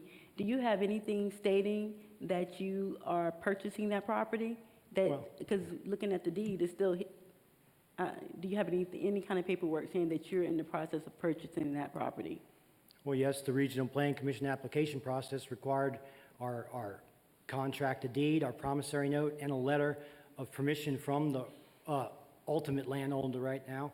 And so Mr. McGee and Land Management Company provided us with that letter, and it went into the rezoning package, and so all that information is there. So you do have the promissory note? Oh, yes, we have the promissory notes in there, so is the contract for deed, and so is that letter. Okay. And Mr. Tyndall has already seen that.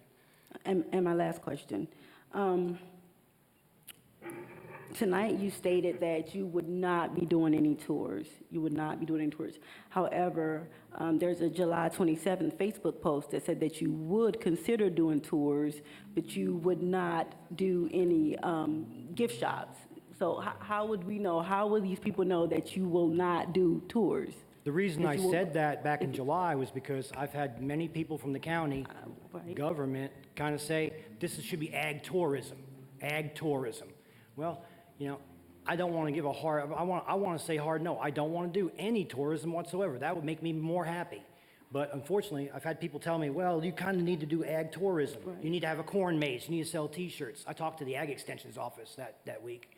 I met with the Ag Extension to get with local farmers, like I said. So you will or won't? Will you allow pressure from other people? My preference and David's preference is never to ever have a person on the general public come bother us. How about that? But you could possibly. I mean, UFOs could land on the property and kidnap me too, I'm sorry, I got to joke around about something tangy. I got to laugh. Okay, that's all I have. Thank you, sir. Commissioner Knight? Hey, Bill, how are you? Oh, Yeah, you seem a little nervous. Oh, yeah. Take a deep breath. So I have two questions for you. All right. All right, one, I'm caveating on two of the commissioner's questions previously asked. So you said you're going to provide 4 jobs. Do you see yourself expanding in the future to provide more jobs to the community? I mean, the biggest jobs that we would, if we expanded, we'd have to have, I don't know, for certain, we'd have to have bottling. And in bottling, you could have almost up to 12 people bottling because we don't have an automated bottling system. It's not mechanized like the giant distilleries. And bottling's time consuming. Okay. And those would probably be $12 to $15 an hour jobs. So that's a yes? That's a yes. Okay. All right. Second question. That would be like 3 or 4 years down the road, though. Okay. So second question. So it was asked about fire and safety. So how close is the closest fire station to your location? Oh, it's the one in front of Montgomery Central High School. It's a couple of miles away. Okay. And the closest fire hydrant is on the corner of Marion Road and Highway 13, right in front of that that white pizza building we met at. There's a fire hydrant right. That's the closest fire hydrant. But, you know. All right. Thanks, Bill. All right. Thank you. Commissioner Joe Smith. Bill, thanks for coming up here. I know you've caught a lot of flack over this. A little bit. Rezoning several years ago and this year. I think, personally, we're making a big squabble over somebody who's trying to live the American dream. The one that all of our parents, their grandparents talked about. We come here to America to be able to create jobs. Everybody, everybody's parents, including mine and their grandparents. And this man's out here just trying to start a small craft distillery, and we're throwing our arms up in the air saying it, this and this and this.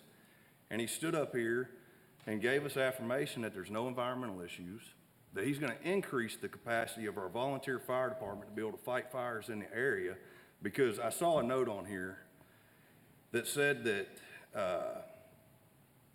there was no capacity to have a hydrant right there. Well, I'll tell you what, everywhere in the county, the volunteer fire department can't hook to a hydrant because they'd vacuum the system. Right. Everywhere in the county. So that's not an issue. Mr. Witowski is trying to create a few jobs, yes, just a handful of jobs, not a lot of jobs, but they are jobs nonetheless in an agricultural type setting. This land's not being rezoned to industrial or anything like that. It's staying ag commercial. Commissioner Smith, I don't mean to be rude, but do you have a question for him? Is this your dream? Yes, sir. This is our dream. This is what we do for a living. This is why we got involved in this business when Dave and I started working at that distillery 10 years ago. Like I believe Tansy said it, or Miss Pritchard, are you going to live off of this money? Oh, yes. This will be the only job you have, Sole correct? income, yes. You are an entrepreneur, correct? Yes, sir. Thank you. And I just want to say one last little thing. Look, Sir, we're about- Mr. Wachowski. I got you. With all due respect. No problem. You had your opportunity to I'm good. speak, and the questions have been asked. Thank you.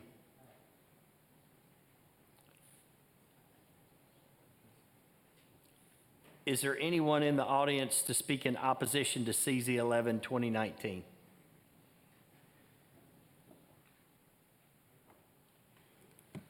Hi, I'm Christy Sullivan. I live at 4689 Marion Road. I'm here for the neighbors beside and around him, and the property they're talking about.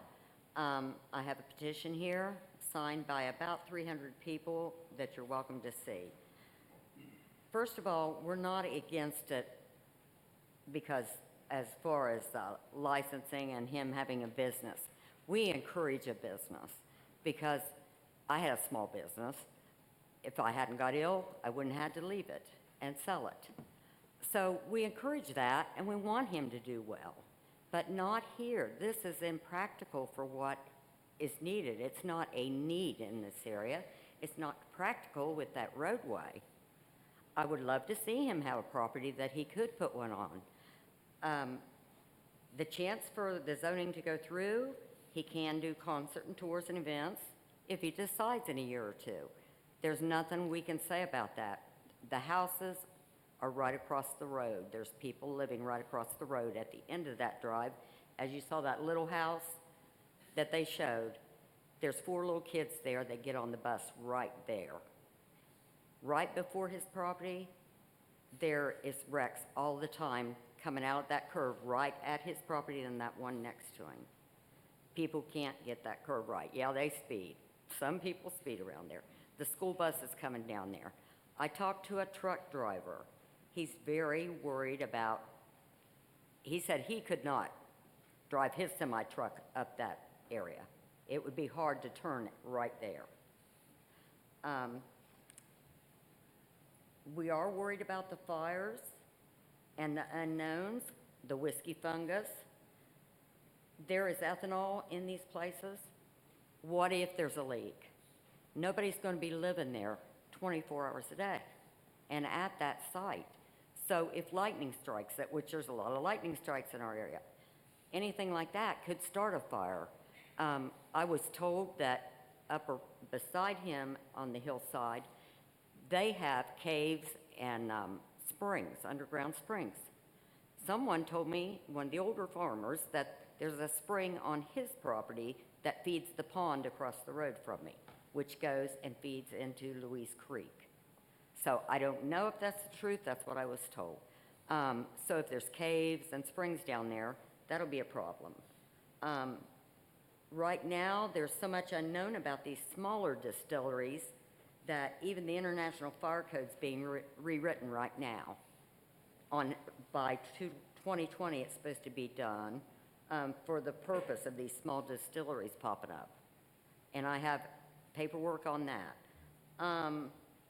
There's no perk been done on this property, and I would have thought that maybe when they applied 3.5 years ago, they would have tried to perk it.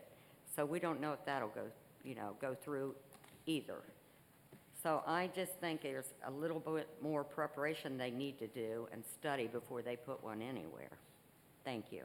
Thank you. Is there any questions? Any questions?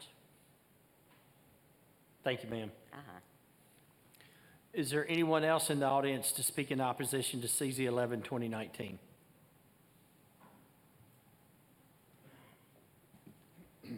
Good evening, Mr. Mayor, distinguished council, commissioners.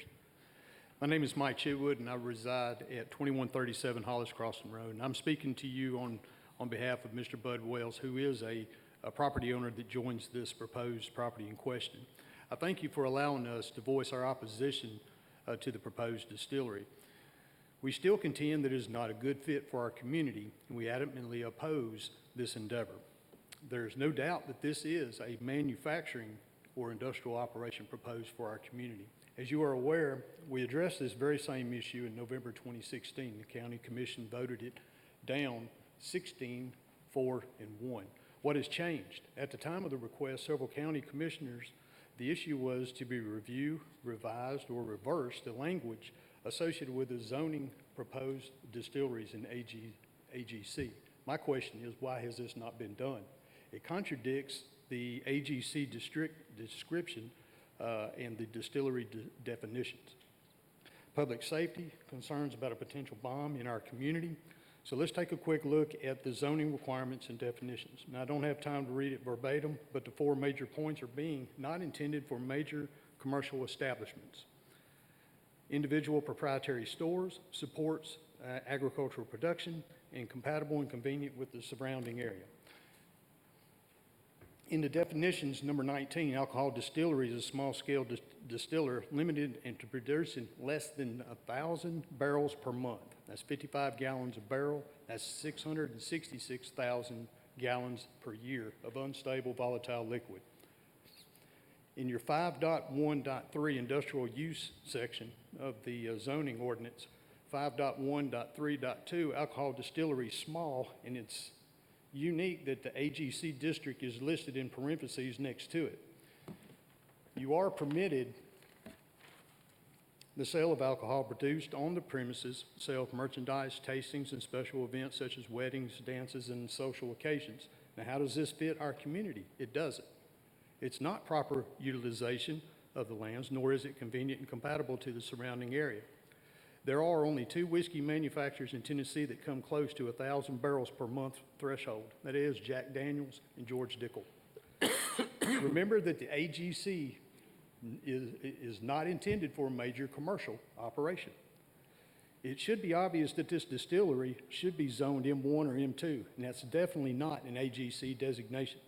The big question is, why has this not already been zoned appropriately as M1? We already have a distillery in Montgomery County. Where is it located? It's located in the industrial park, where it belongs. Apparently, that distillery did it right, and for that very reason, it's contradictory by definition. We respectfully request the county commissioners again to vote no on this proposal.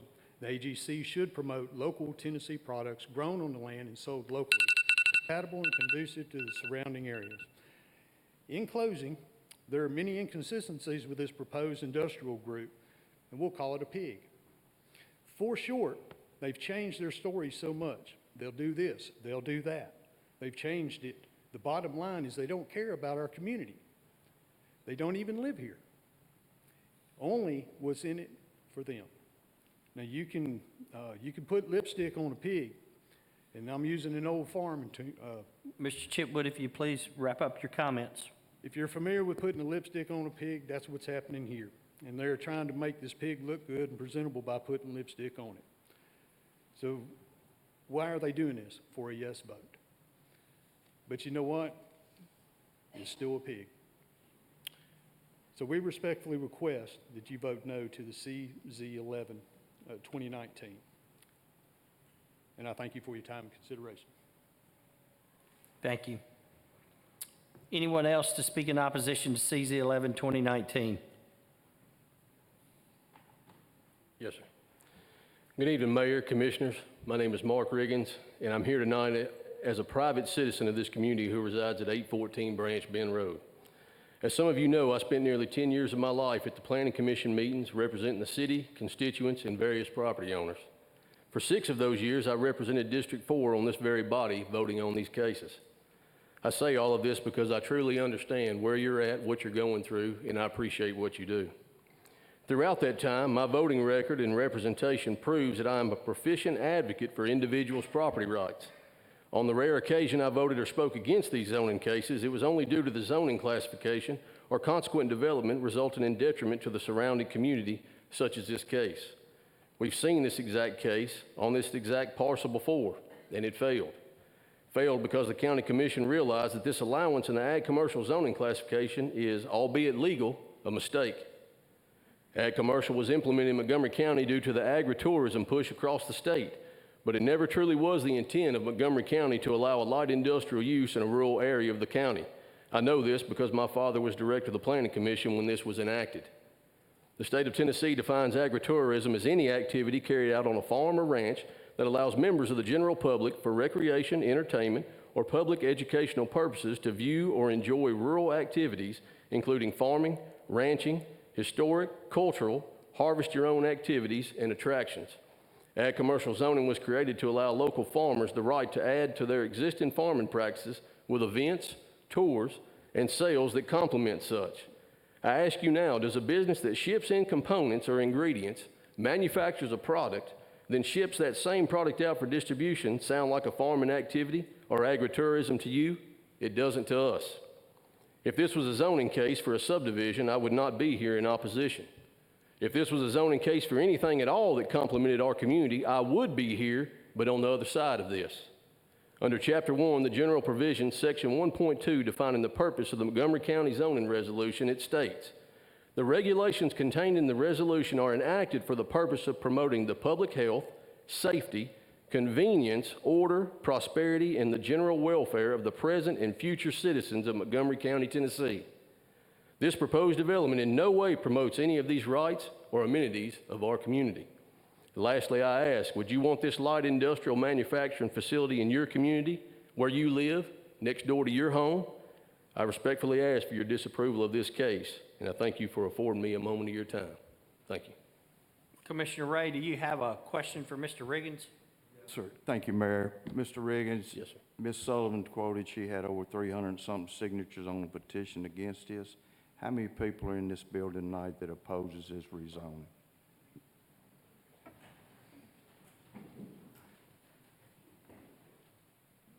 Thank you, Mayor.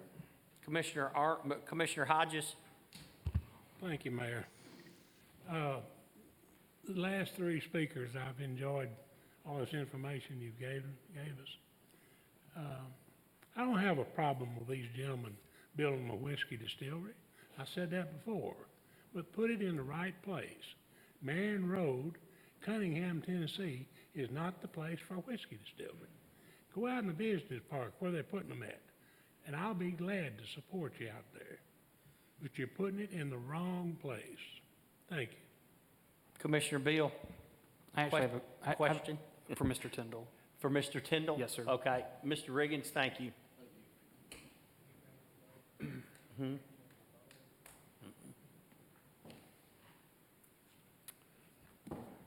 Mr. Tyndall, in the zoning resolution, it states that for Ag C, this particular development is permitted with conditions. Does that mean that we have the ability to place a condition on approval on this? No, the permitted with conditions means that there's a separate set of conditions a few pages later in the document that it has to meet. Minimum lot size, a certain setback from surrounding properties, and several other things. For instance, if you do a church, it's permitted with conditions. You have to have a certain amount of parking, but it's allowed in every zone. As a distillery, there are certain conditions that will have to be met at site plan. They have to prove that they meet those in order to build that.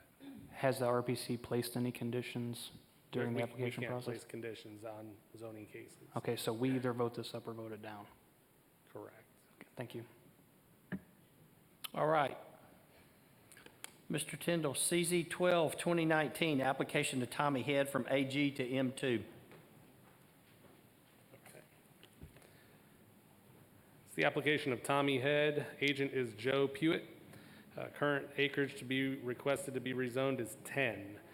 It's internal to a larger tract. It's currently zoned agriculture and proposed to go to M2. Mayor, I'll just pause for a moment, let everyone get out of here.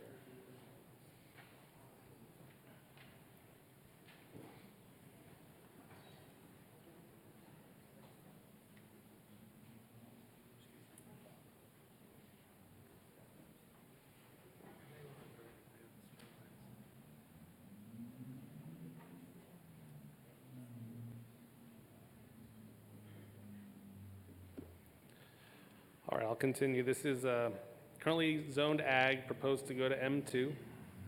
It's right on the edge of the county, down by the Cheatham County line off Oak Plains Road, and you'll see that little dogleg triangle. That's Old Oak Plains Road. That's technically the access to this property. It's a county road. It is not an extension of a zoning classification. The property fronts Old Oak Plains Road.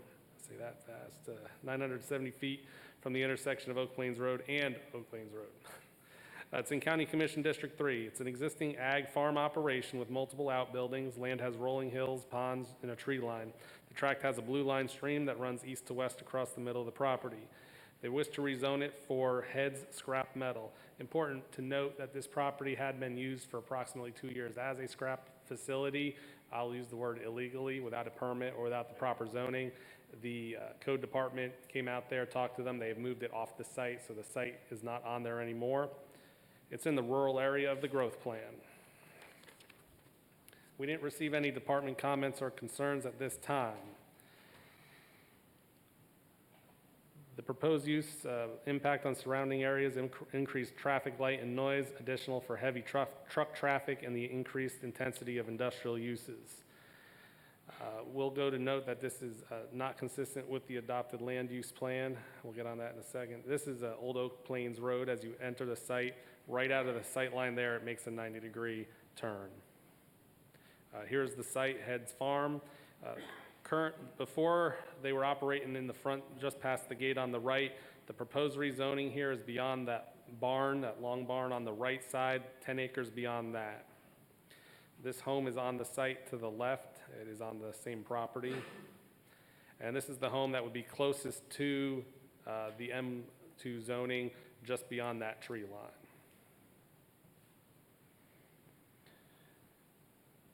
Planning Commission recommended disapproval. RPC also recommended disapproval. This proposed zoning request is inconsistent with the land use plan. The land use opinion map does not indicate the need or desire for industrial zoning in this area, and the property lacks adequate road accessibility to support the truck traffic associated with potential industrial operations. Any question, Commissioner Harper? Thank you, Mayor. Jeff, just one quick question. Where would be the nearest industrial zoning? It's how many miles away?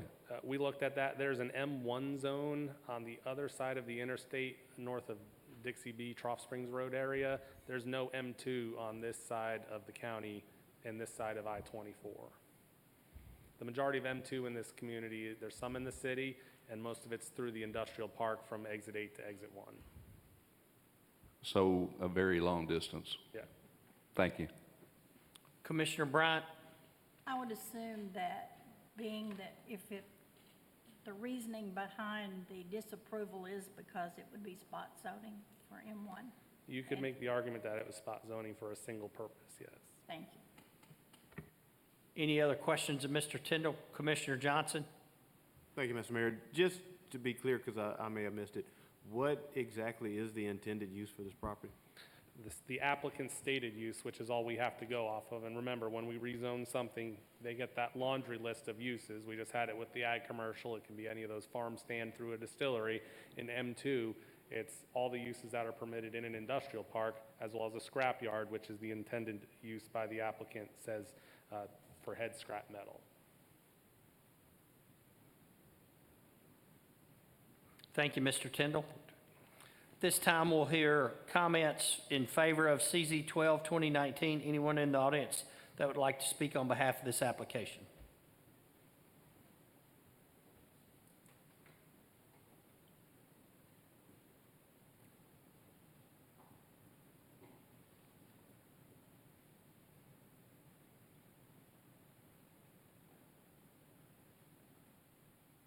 Good evening, sir.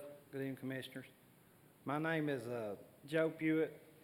Then my partner right here, he was Tommy Head. I didn't know if he would even speak.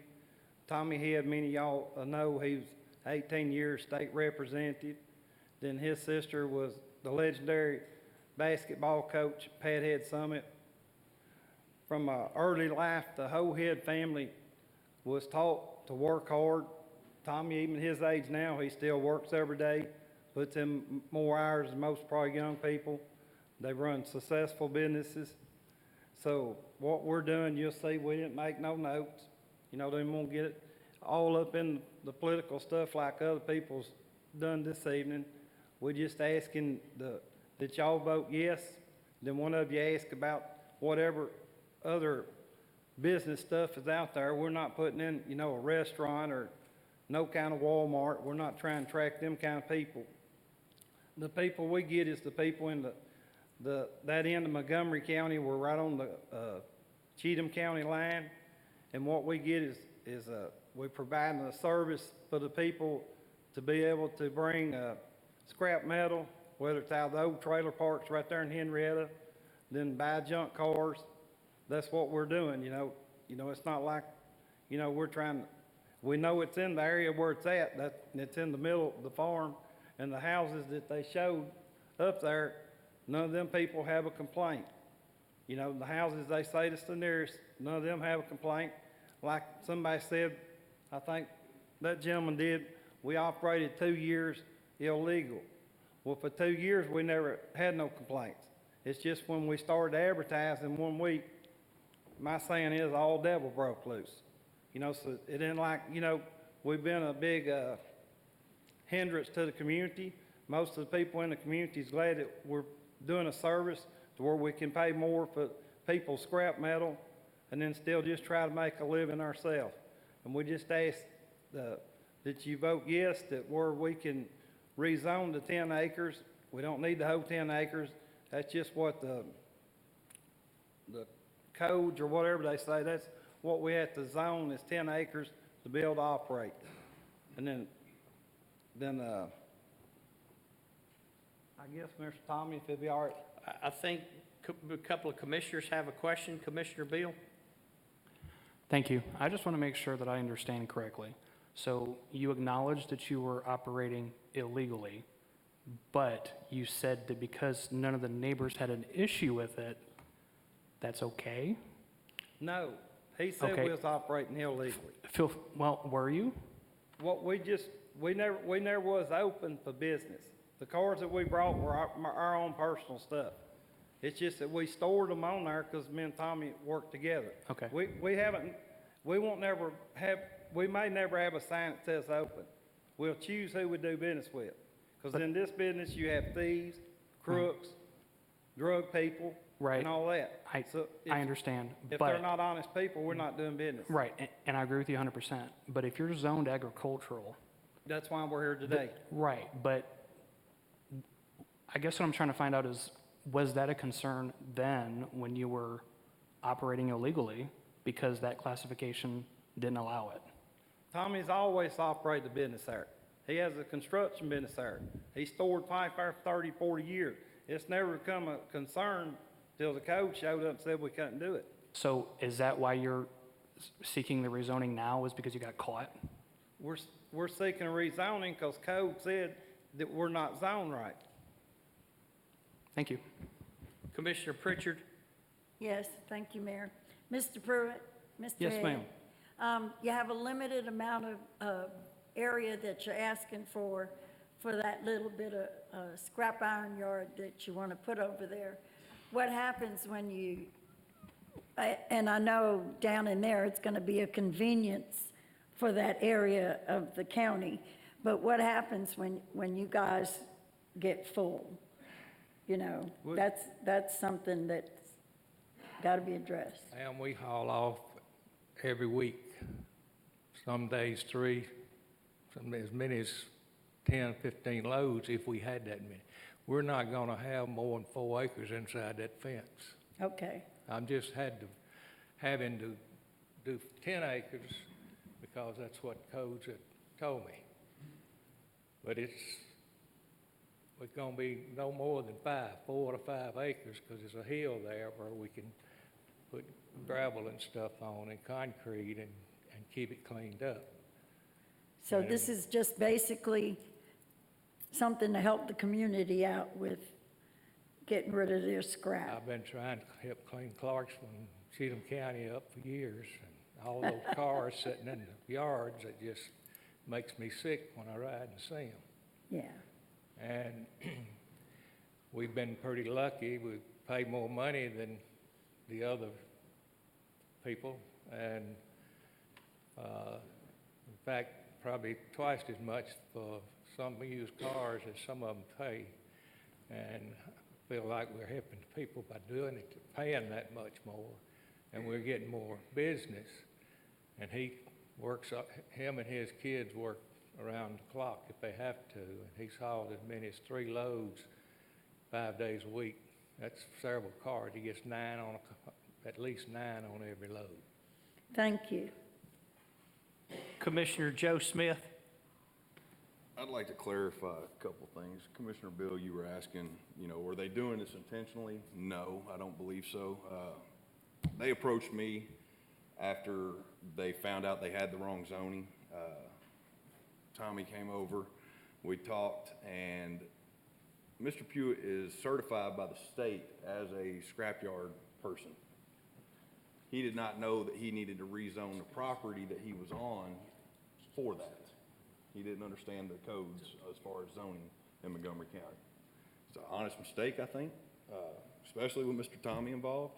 I don't think Mr. Tommy would intentionally run around and allow illegal activities on his property. He has a very good, upstanding name in this community. Once they did do that, myself, Mr. Tyndall, Mr. Streeter from the Codes Department, we kind of told them the process they need to do. So they had 10 acres of Mr. Head's larger farm broken out and surveyed off in order to become legal and have the right amount of land and to be able to set the fences in place. Also, I do believe now that he would have this zoning, and with his scrapyard license, he would be monitored even harder by TDEC. So TDEC will be coming down, I'm sure, to do soil conservation and make sure that that sort of thing's happening. For those sort of things, I know we've talked about it, but I'm just trying to explain it to my fellow commissioners because we've only talked about it. And I couldn't go tell them stuff because of the Sunshine Law. I think they're in the step of the right process. Is there any other scrapyard in the county? Exit 1, 149? Is there not one in the county off 149? It moved? Yeah. Okay, well, he shut down now. There used to be one out there. It was quite a convenience. I actually lived right across from it, so, and I never heard anything. I lived directly across from that one. Like he said, he's been operating for 2 years. Nobody could hear it. Nobody complained about it.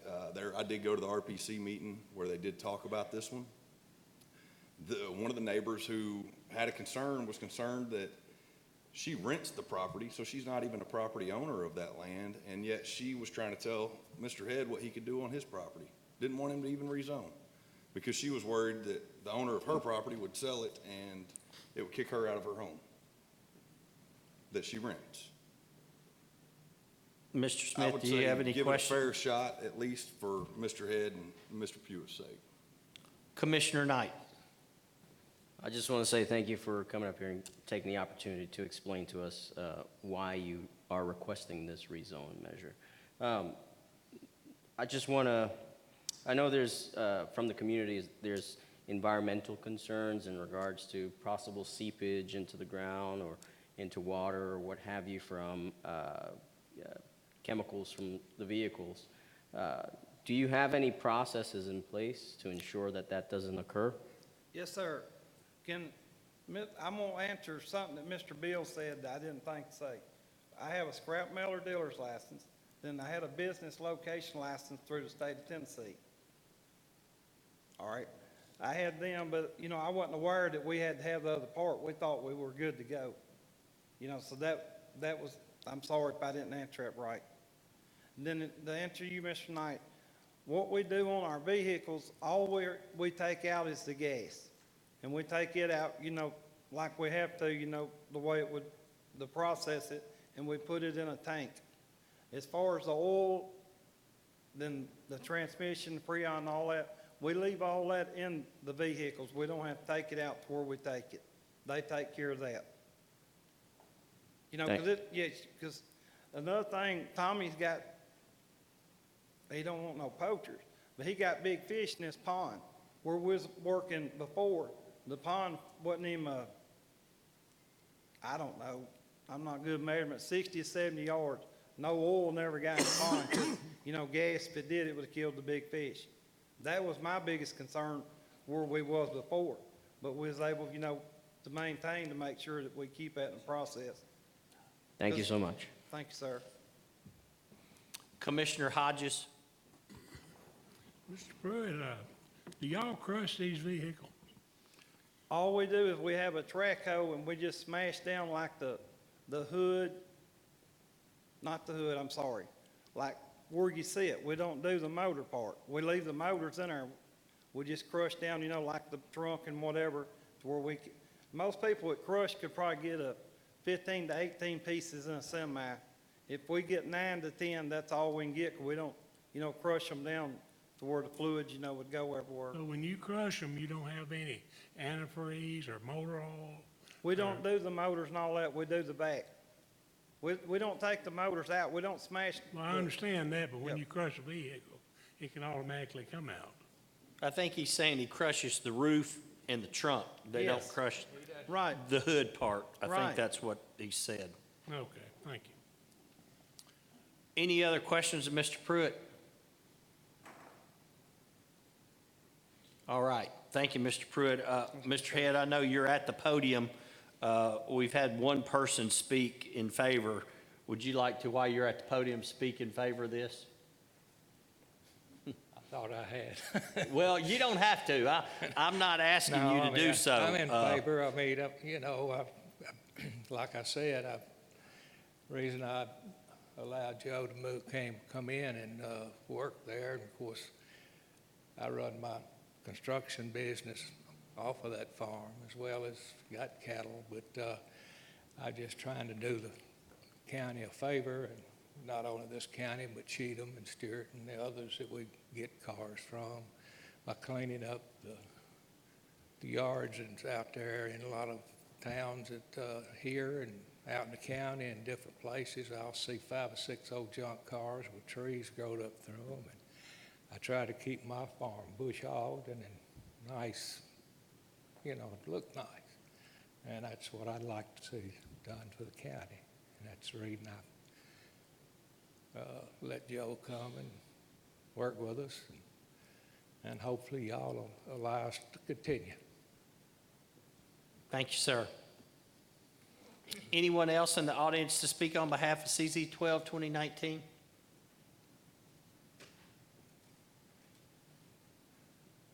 Y'all are welcome to have a seat. Yeah. Anyone else to speak on behalf of CZ 12, 2019?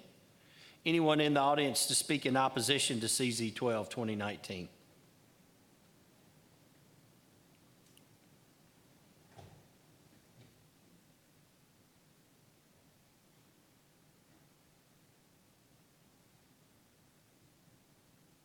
Hi, my name's Diane Simler. Thanks for letting me be here. On the property of 5301 that connects onto the piece of property that the salvage yard's wanting to be put into. I agree with Mr. Head on one thing. That is a very beautiful piece of property, and I'd hate to see it being ruined. I just sold a piece of property that was connected to that property, this gentleman right here, and he didn't buy a house to have a salvage yard in his backyard. And I didn't continue to own a piece of property to have a salvage yard that connected onto it. I bought that piece of property going on 30 years ago, and eventually either it'll be an investment for me or I'll have a house on the top of it because it's a gorgeous piece of property and it needs to stay that way. It don't need to have all of this noise, pollution, the environmental effects of it going on that piece of property. I would hope that y'all consider my wishes of not wanting that there, and thank you very much. Thank you. Anyone else in the audience to speak in opposition to CZ 12, 2019?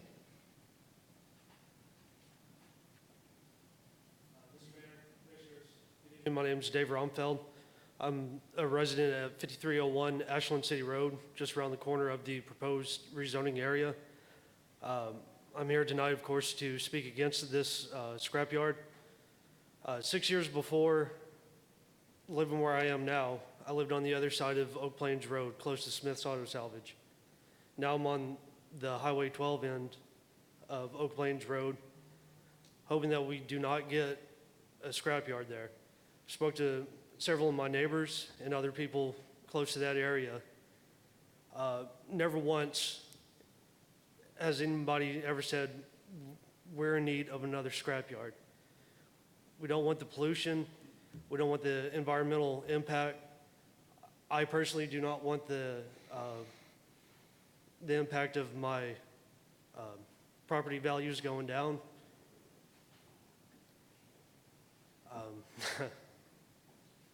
I'm hoping that my area can stay quiet.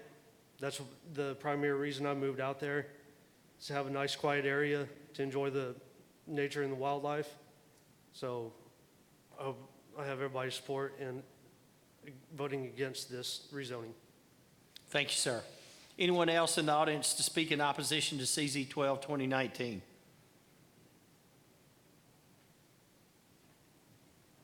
Good evening. Hi. My name is Mandy Hall. I lived on Joel Ridge Road for 16 years. I live now on 5301 Ashland City Road. I come up here on the side of the children, I should say. I have a 4-year-old son, almost 5, that he enjoys the wilderness. He enjoys seeing the deer, the bunny, the foxes. He enjoys seeing the nature of things out there, the beautiful land. I do too. Having the junkyard come out there, I'm worried about promises that can't be fulfilled. I'm worried to tell my son that I'm sorry that it's so noisy because of all the trash being compacted, the cars. I'm worried about telling him that I'm sorry there's not that many animals around because just having 1 acre disturbed by pollution or cars can cause the wildlife to actually divert from the area where we live. I don't want to tell him that we are living in a city or living in a county or anything. I want to tell him that we're living on the earth where it has a lot of nature, a lot of products that can be put on that land instead of junkyard. I understand 2 years he had this junkyard built that was not illegal. I mean, it was illegal. But I also worry about what could we put on that land instead. Why not can we put produce, another farm to put things, to build things for the children, for the community. We have a lot of kids out there who doesn't understand what all this is going on, the zoning. They're not here right now. They're not talking. They don't know what any of this is talking about. But if we have a country that has nature, the land and everything, instead of putting garbage on it, you can't promise me that not one piece of garbage is going to hit that ground. You can't promise me that there's not going to be one drop of oil that's going to hit that ground. That is something that I'm worried that I'm going to lie to my son, that there's not going to ruin the earth. Yes, you said that you don't do the engines. I understand that. But engines leak. There's always going to be a crack somewhere. You can't promise me that there's not going to be any oil or any freon or anything like that that's going to hit the ground, any gas. You can't promise that. You don't know that we can make a perfect compact car without having any spillage. So I'm hoping that you are going to be with us and vote against this, because this is something in the future. It's not just going to be a couple, 4 or 5 cars. This is going to be a lot. Yes, they're going to take them off. I understand that. But you can't promise that there's not going to be trash on the ground afterwards, or there's not going to be anything left behind by that one car that was taken away. Thank you. Thank you. Mr. Tyndall, CZ 13, 2019, application Connie and David Hassel from AG to E1A.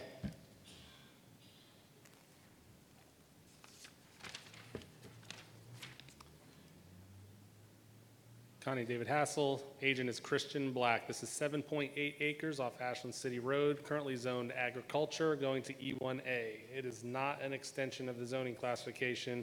It's approximately 515 feet from Pace Road, Ashland City intersection in County Commission District 3.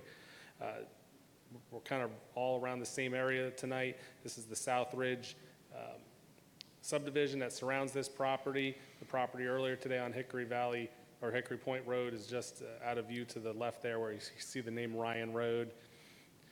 And the previous case is a little further to the southeast.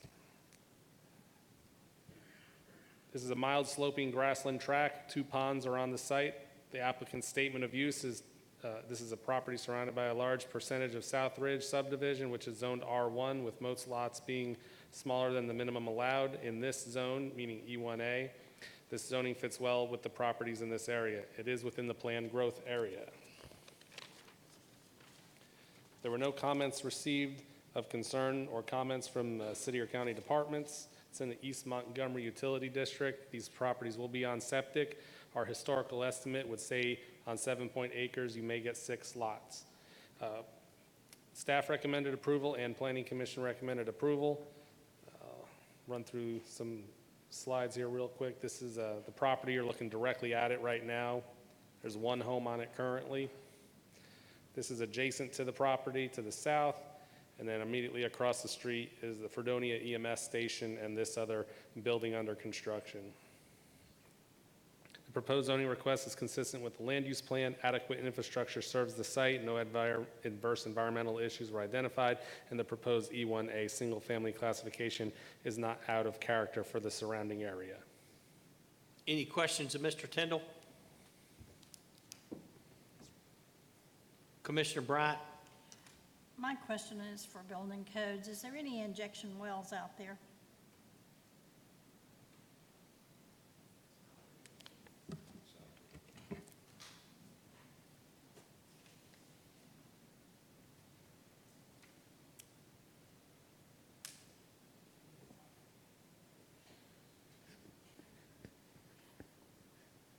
Yes, ma'am. There's the one in South Ridge, in the South Ridge subdivision. When you go into the one and only entrance, just right behind the first set of houses on South Ridge Trail.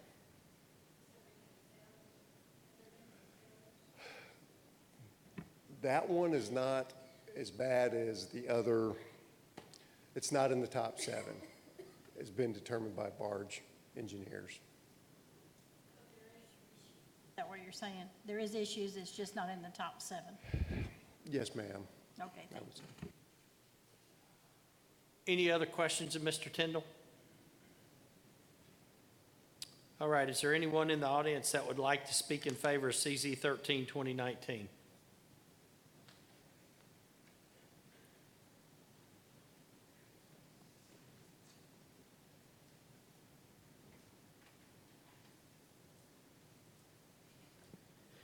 Good evening, Mayor, Commissioners. I'm Grayson Smith. I'm representing the buyer for this piece of property. As far as the injection well on this property, I think he is pointing out that it's in South Ridge subdivision, which is 900,000 feet away from us probably to that. But as far as the property goes, it's 8 acres approximately, and there's a house on it. We're going to clean it up, fix up the house, create probably 3, maybe 4 larger tracks right there around it. Just trying to clean it up and make some nice, good-sized lots around there. Any questions of Mr. Smith? Thank you, sir. Anyone else in the audience to speak in favor of CZ 13, 2019? Anyone to speak in favor? Anyone to speak in opposition to CZ 13, 2019? Anyone to speak in opposition? Mr. Tyndall, CZ 14, 2019, application of Christian and Messina Black from AG to E1. This small property is 1.19 acres, currently zoned agriculture, proposed to go to E1. Again, agricultural zoning requires 1.5 acres, so this is just to become compliant so they could cut it off. When asked when they applied why this odd shape here, they said it runs the streamline out there, as you'll see in the pictures, and it just makes a logical break between their existing home and trying to sell off a piece of property. I'm sure the applicant will mention that in a minute. It is not an extension of the zoning classification. It's located south of Highway 41A, near Southridge Trail, east of Welsh Road and Durham Road, north of Shady Grove Road area.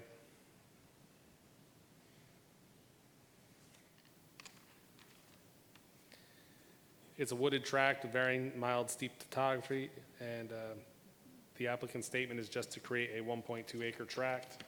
There's no comments received or concerns from county or city departments.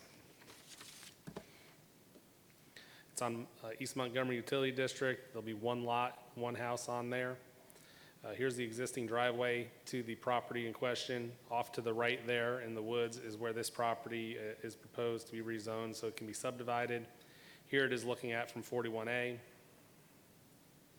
This is looking back up 41A towards Clarksville. The property is right there as the road begins to rise. And this is looking back in the other direction. This is right down near, sort of near the county line. Staff recommends approval. Planning Commission also recommends approval. The proposed zoning request is consistent with the adopted land use plan. Adequate infrastructure serves the site, and there's no adverse environmental issues. The proposed E1 single-family zoning classification is not out of character for the surrounding area. On this map, you can see there is some light green Lena Court down there. There's a lot on Durham Road, so there's scattered E1 uses in the area. Both staff and commission recommend approval. Any questions of Mr. Tyndall?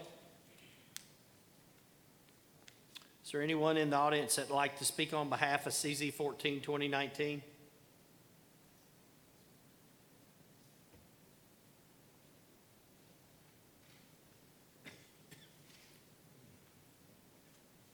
Good afternoon. My name is Christian Black. This is my personal property. I'll try to make this quick for you guys. Like Mr. Tyndall said, the ag zoning allows me to do a 1.5 acre tract, but that's going to bring the line across the drain there. So I'm just asking for the E1 zoning so I can keep that line where it is naturally on the drain, not adding any density to the area, anything like that. So I appreciate your vote. Any questions of Mr. Black? Thank you, sir. Anyone else in the audience to speak on behalf of CZ 14, 2019? Anyone to speak in opposition to CZ 14, 2019?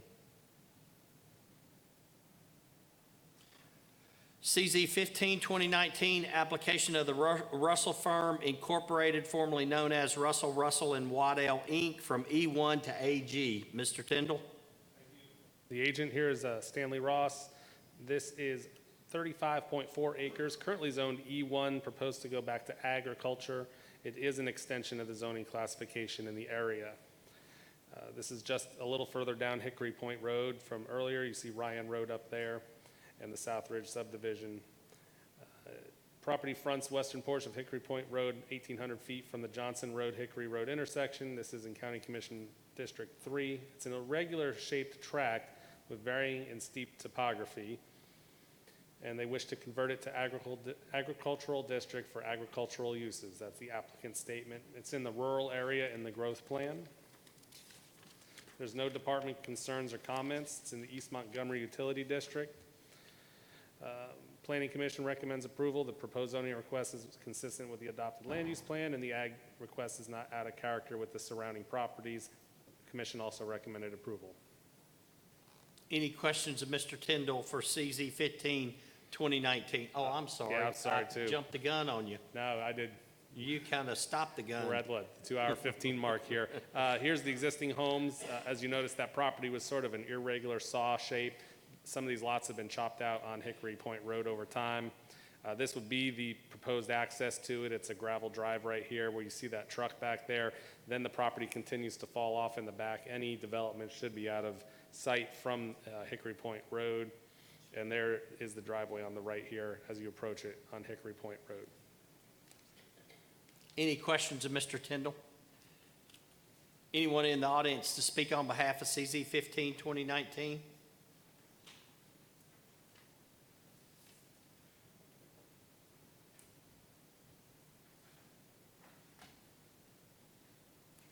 Thank you, Mayor, Commissioners. I'm Stanley Ross. I'm here representing the Russell firm today.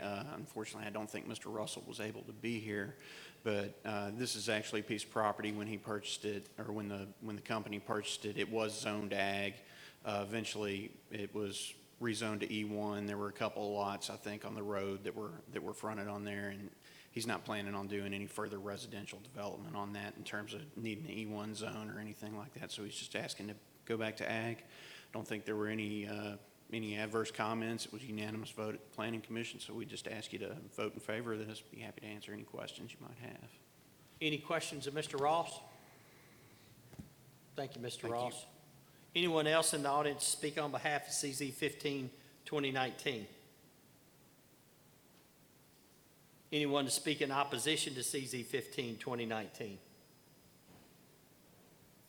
Anyone to speak in opposition? We'll now close the public hearing on our zoning.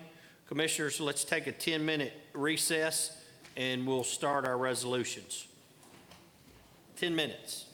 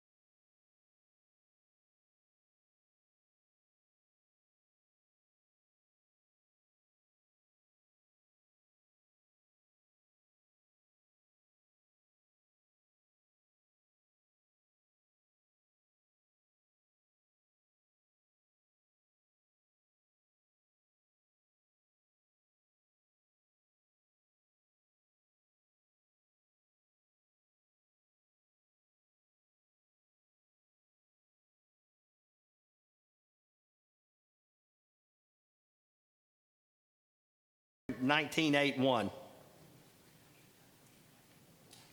All right, 1982 is a resolution of the Montgomery County Board of Commissioners to amend Resolution 19110 adopting term limits for various committees. This is in relation, commissioners, to really the library board, and it only affects the term limits of members that are not county commissioners. TCA allows for board members to serve 2 consecutive terms, where our rule for commissioners would require just a 1 3-year term or 1 2-year term. Any questions about 1982? And that's on page 101. Resolution 1983 is a resolution to establish amended rules and procedures for medium decorum by the Montgomery County Commission.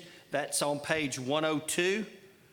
This was a request that went to the Rules Committee. It's been in the Rules Committee for quite some time, and you'll see on page 102 and 103, I think there's eight rules there.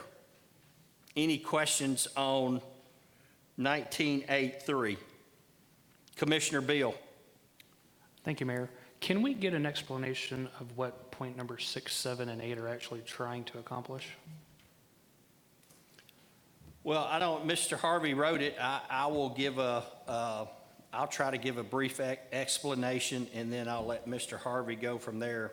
We don't have a designated area within our chambers for the use of audio and video recording devices, and so that's really what number 6 addresses. Number 7 is no live broadcast within the commission chambers. I think Mr. Harvey has spoken to the Rules Committee about this. And I think we've got some feedback also from the Sheriff's Office. I don't know if Deputy Chief Smith's here or not, but we've got some feedback from him on having live broadcasts within our meeting. I think there's some safety concerns. And then did you say 8 or Yes, did sir. you say 5? I'm sorry. Number 8, yes, sir. And that's just, that would be an area that we would designate, and really what we're designating would be the area back there where Chief Smith is talking about. We've gone over that with the Sheriff's Department and with the other folks, and so that's really would be the area that we're designating. Okay, so my question is does that mean that if this is approved that I cannot sit here with my phone and That's live correct, stream? if it's a live broadcast. So if it's a Facebook Live, I wouldn't be able to do it If it's a live broadcast, that's correct. because of safety concerns? I will tell you that this started being developed in the Rules Committee 2 or 3 meetings ago. And at some point, it went to also the Budget Committee. And at some point, during one of those open discussions, I was contacted by the Sheriff's Department and discussed with the sheriff the security plan for the commission. There is a security plan, and the sheriff has some concerns about the current security plan, what the security plan could be for you, Commissioner, for the commission, and the public, and in conjunction with literally a simulcast broadcast allowance. So yes, it is meant to preclude a simulcast broadcast by anyone. Anyone inside this building? Anyone inside So the if anybody's chamber. sitting over here, they can't do it either? Yes. Would I be valid in saying that someone who's trying to be transparent, we're kind of going against that? Well, I don't know about, I mean, you can say anything you want to. I'm not your Well, those judge. of us that try to keep the citizens informed, I mean, people can watch the YouTube, and that's what I encourage people to do.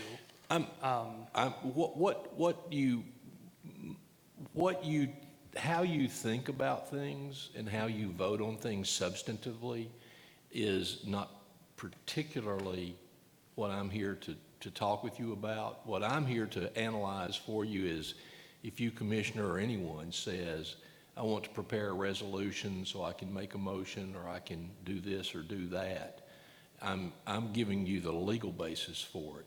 In this particular case, this was vetted through that Rules Committee several times, and if you looked at this and said, I choose to vote no or I choose to vote yes, that's not particularly my call to give you direction on how it looks to the public. Well, no, I guess I'm just trying to understand what's the difference between us recording on YouTube and anybody in here doing it from their phone. To a certain extent, the security precautions and the security plan that the sheriff's department has for the chambers and the building takes into account where the cameras and what the feed is and what the audio is. To go much further would probably not be what I want to do, other than to tell you that there is a security plan. The Open Records Act, if you discuss transparency, the Open Records Act literally says that the divulging of those security plans is not to be allowed under the Open Records Act. The use of to be just perfectly blunt, the use of any sort of simulcast broadcast is not discussed in any of the Open Meetings Act requirements. The Open Meetings Act simply says that we give notice, we give an agenda, and the public comes and the public can hear. There was a 1995 Attorney General analysis which discussed if you could limit certain media in those meetings, and that 1995 analysis by the Attorney General rendered the opinion that said, yes, you can restrict audio and video recordings, but only to the extent that those are disruptive or that there's a legitimate interest. There was arguably no simulcast capabilities like that in 1995. And so the legitimate question is there a legitimate interest to limit simulcasts based upon security? And the sheriff's office has looked at it and has some concerns. So would that be able to happen from the designated media area? No. When you ask your first question, what does 6, 7, and 8 mean? Number 7 says there's no live broadcast from within the commission chambers of its proceedings in whole or in part. A simultaneous broadcast of the proceedings is available on the internet at YouTube, and the same is preserved for an extended period. So if passed as is, this would preclude all simulcasts by anyone except that which is provided directly by the county. So that's video and audio. Right. Yeah. I'm not sure. I'm not sure we're tracking. A simulcast broadcast would be of anything. I don't know. I mean, it's no simulcast. Live streaming, recording a video, recording audio. No, recording and simulcast are two different things. Do you see that distinction? I do. Okay. Yes. I'm asking for specifics. So somewhere in under this agreement, a designated area would allow a non-disruptive recording. Number 6. Okay. An area will be designated within the commission chambers for the use of audio and video recording devices by the press and others, which will provide ample position and opportunity to record by audio and video means the official business of the commission while in session. That would be consistent with the 1995 Attorney General opinion. So there'd be if number 8 says the designated area will be designated by your chairperson of the committee, the mayor in this case, because if you had some circumstance where it needed to be bigger or smaller, then you'd at least have somebody who can make that call. But if you had a designated area, you do your audio and video recording, but no simulcast. I want very much to answer your questions. And I want you to answer it. So does that help you, or am I still? It does a little bit. I'm just not sure that I'm understanding the difference between this being disruptive and YouTube back here being disruptive.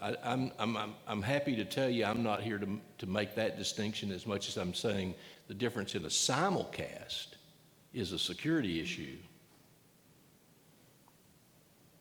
How so? If you want to get into that area, no, I'm not trying to stop you from it. What I'm saying to you is security by the very Public Records Act is something that we are allowed to redact. In other words, how we carry cash, how we protect you, where we have our alarms, where we have our cameras, how we do anything in the county, how we provide security for that in our personnel is something that we don't have to disclose to the public. If you want to discuss that, I want, you know, you've never seen the sheriff's security plan for your meetings. If you want to see that, I don't want to do that in a public setting. I think we'll need to adjourn and go into an attorney-client session in some form or fashion so you can have disclosed to you the security plan for this commission meeting and how it works. For the sake of time, I'm going to stop, but I would like to get with you on the side later on and maybe ask some more questions because I think I'm not okay with this as worded. I'm not, to be honest with you. No, So that's maybe you can help me understand later. The only thing I know is y'all vote and I don't, but I am here to explain and answer all your questions. I'll be happy to do it. Commissioner Knight? Yes. So is this going to be in compliance with TCA Code 8-44-101 all the way to 109? Yes or no? Well, I don't know what code number that is. I don't have a table of contents memorized. Take a look. You've sent me a couple of codes before. Okay. I've shown them to be erroneous. What's the when did you show me this code? We can go back to that When later did you on. show me this code? We can have an attorney-client session later on if you'd like. When did you show me this code? We I can don't. have an attorney-client session later on if you'd like. Okay. Okay. So what code is it you want me to look at? Yeah, no, this will be completely against that particular TCA. I'm being quite honest with you. I think, Mr. Knight, he's just asking you to recite the code that you TCA referenced. code annotated 8-44-101 all the way to 109. Take a look at that. All right, and do you want me to do that now, or do you want us to We can take an attorney-client session if you'd like. Okay, I will. All right, Thank you. great. Commissioner Gannon? Thank you, Mayor. On number 5,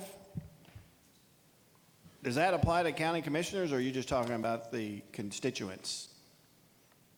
As written, it says no person. Okay, so if we had information and we were going to speak on something and it came up today, we would not be able to lay it on on fellow commissioners' desks prior to?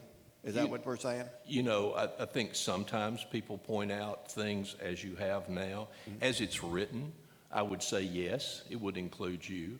So if you wanted to look at amending that, so it would not apply to commissioners. Okay. What it does attempt to do is have an orderly process where you give anything to a staff person and the staff person gives it to everyone. I got you.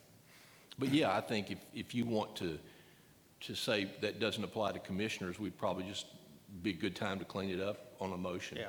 Yeah. I don't think, I think when that was done, I don't think it was to preclude a commissioner or a staff person to do it, but I know during my tenure here, we've had some folks leave the podium and walk to a commissioner's thing and give them something, and as Mr. Harvey said, I think it's really just to create a process that if someone in the general public has something that they would like to distribute to commissioners, then we have a process to do that. We don't need, and with all due respect to these gentlemen, I didn't mean to be rude to them, but we don't need the general public walking through our chambers distributing materials during our meetings. I agree, and that's why, so we can amend it to. It probably may need cleaning up when it says no person. Commissioner Tangi Smith. Yes, I'd just like to clarify something real quick. As the chair of the Rules Committee, at least I think I'm still the chair. I might have got fired since I wasn't here. But this is something that that we came up with and that I was spearheading. And basically, because a lot of those live videos, like I don't want just anybody videoing me. I don't want the back of my head on camera if it doesn't have to be. And when you do the YouTube videos, they're more professional. So they're getting us at different angles versus just anybody just YouTubing you. And I get it. And in the public, you cannot control who videos you. But if we can control it here, then yeah, we can control it here.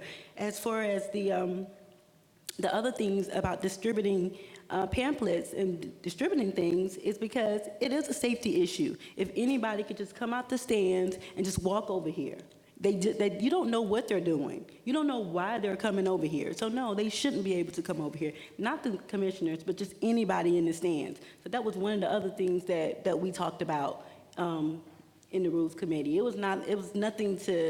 was more of a respect and safety precaution for us. That's all I have. Thank you, ma'am. Commissioner Knight, I'll come back to you. You've already spoke. I'll go to Commissioner Johnson now. If you'd key back in, I'll come back to you. Thank you, Mr. Mayor. If I could just very briefly just add to Commissioner Smith and Commissioner Gannon, and just as the mayor said, I'm not trying to pick on anyone, but my desk is very much a work in progress as we go from item to item on our agenda, especially during the informal and even sometimes during the formal, as the argument and as the discussion progresses. And as I gain information and as I hear things, some things get written down, some things get crossed out. And I feel that that is very much a personal issue. And just the fact that I had paperwork show up on my desk during the break while I was away as these notes were open bothers me. And I would hope that it would bother all of you. I mean, if you would really want to have someone enter your thought process before you make your vote, if that's really what you want, then I could see you being opposed to this. But honestly, for me, at least as far as number 5, that's a no-brainer. Thank you. Commissioner Knight? I'd just like to address Commissioner Tanji Smith's comments. It doesn't matter what we like and what we don't like. What matters is transparency, as was stated by Commissioner Beal. We, as public officials, everything we do is public knowledge. You should know that. I know that for a fact. You know I know that, right? So if an individual would like to ensure that the public is getting the information that is required because they can't make it out to a commission meeting, then so be it. According to the Tennessee Code Annotated 8-44-101 of the Open Meetings Act, there is no restriction or regulation in regards to digital media, none. And anyone that tries to regulate that is showing their lack of transparency to the community, and that's a fact. And that upsets me. That upsets me greatly. And that's ridiculous. And anyone, any public official sitting on a seat who looks to even try to regulate transparency within government shouldn't be sitting on that seat. Bottom line. Bottom line. Commissioner Joe Smith. I would say, as far as transparency, that we offer a YouTube video of this entire meeting, every single month, that has the entirety and everybody's speech clear into a microphone, not off of some multimedia device that might have a section cut out or might be a scratchy because the phone was moving or because the recording device was moving. We have a full video every single month provided on YouTube with archives on YouTube for people to go back and see what we said or what we voted on or what we did. We also provide the agenda every month as required. In full transparency, I think the only way to truly get it out there to the public is through that YouTube channel, because anybody with a recording device on this side of the room might not be able to hear everything somebody is saying on this side of the room. But by golly, when we're talking up here and this little microphone's on, YouTube's recording every single second of it. And it's clear, plain as day, unless we absolutely have a little glitch. And that's rare, but it has happened. So yes, I would be in favor of this right here because, well, it's fair and it's transparent to all of Montgomery County citizens, not just because they're sitting on one side of the room or the other. Thank you. Commissioner Tanji Smith, I will come to you after Mr. Harper speaks, and Mr. Knight, you'll be after Ms. Smith. Commissioner, what? Right, that's who I'm going to now. Commissioner Lewis, he hasn't spoke yet. Thank you, Mayor. I don't think we can be any more transparent than we are with the county filming us. It's not being edited. It's going straight out there. If you take in your phone and film me in here you can edit that. How do I know that people are getting the exact thing if you're filming it on your phone? I don't want people filming me on their phone. I need them to get the real deal from what the county says. Thank you. Thank you. Commissioner Pritchard? Yes, thank you, Mayor. Tennessee annotated TCA 8-44-109 clearly explains about electronic communication within a chamber or this type of venue. And it does state that we can choose to use like YouTube or whatever. You have to have built into your video system for safety reasons the ability to have a time lapse. And because you do a simulcast, for safety reasons, we are exposed. So that's the necessity. It's clearly written in TCA 8-44-109 what we have to do. And it does not mean that we have to have a simulcast, which is what we're having at this moment by a few people who are taping us through their phones. Thank you. Oh, well. Commissioner Harper? I'll let them go first. Okay. Commissioner Tangi Smith? Yes, thank you, Mayor. When we talked about this was not, we did not do this because we didn't want to be transparent. Like everyone has stated, we have the YouTube videos. We give out the agendas. We do. But if someone in this capacity, especially with what's going on in the world right now, if we do not want to be video live time, I think that's our right. Also, we also need to keep in mind that each person in here has a vote. So if you don't like it, then vote no. But as the chairman of the Rules Committee, we may change some things when we speak with Mr. Harvey, but we're not taking it off. We're not scratching it. It's not. Commissioner Knight? Yes. So what was stated by Commissioner Pritchard is not true. It doesn't give you any controls or statements where you can stop it. 2, you can't edit a live video. If the video is live, you can't edit it. Tennessee Code annotated 844-109. A governing body may, but is not required to, allow electronic communication between members by means of a forum over the internet only if the governing body ensures that the forum through which the electronic communications are conducted is available to the public at all times other than necessary for technical maintenance or unforeseen technical limitations, provides adequate public notice of the governing body's intended use of electronic communication forum, controls who may communicate through the forum. It doesn't say you can't. Can't.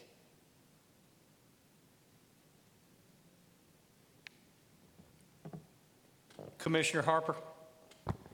Thank you, Mayor. This whole discussion is pretty interesting to me at almost 9 o'clock at night, but let's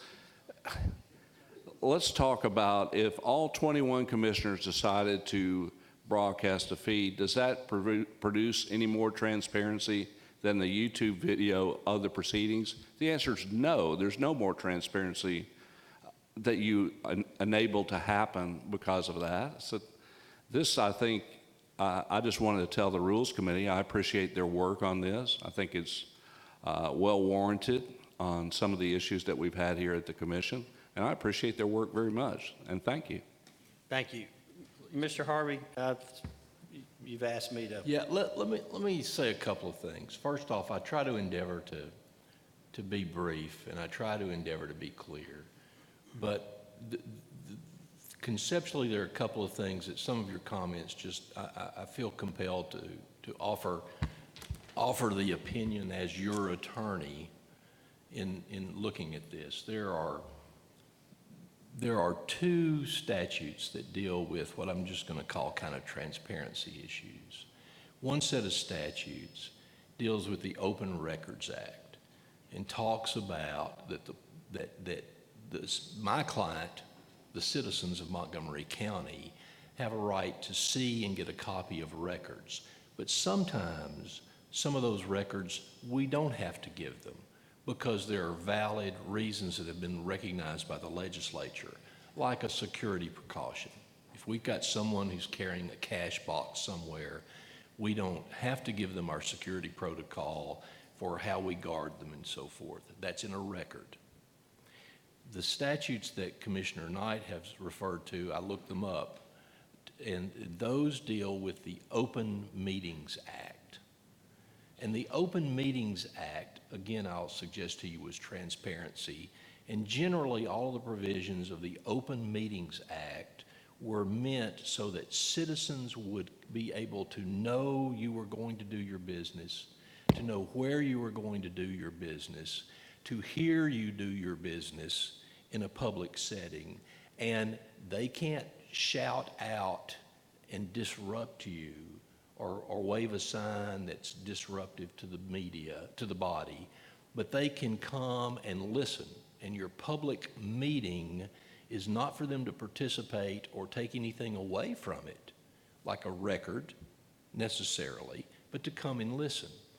At some point in 1995, a legislative body attempted to say, well, we don't want them to be able to record audio or video.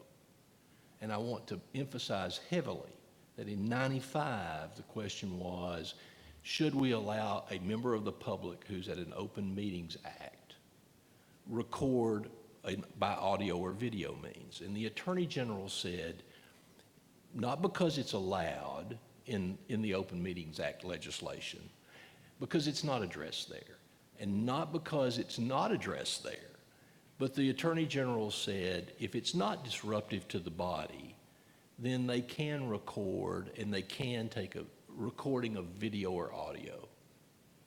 And you, the body, can restrict them to a location so it's not disruptive to your carrying on, okay? So we're now up in 2019, and we're not dealing with any of those issues because those are fairly well settled. We're dealing with whether a simulcast, a real-time simulcast, would be judged differently than just simply an audio recording or a video recording in a designated location, which we know the public has the right to do. So some of the things you're talking about, the public can sit in that designated area and record you and edit it. They can video you and edit it, and they can do whatever they want with it, consistent with other laws. But right now, there's never been a ruling that they are allowed to simulcast and broadcast.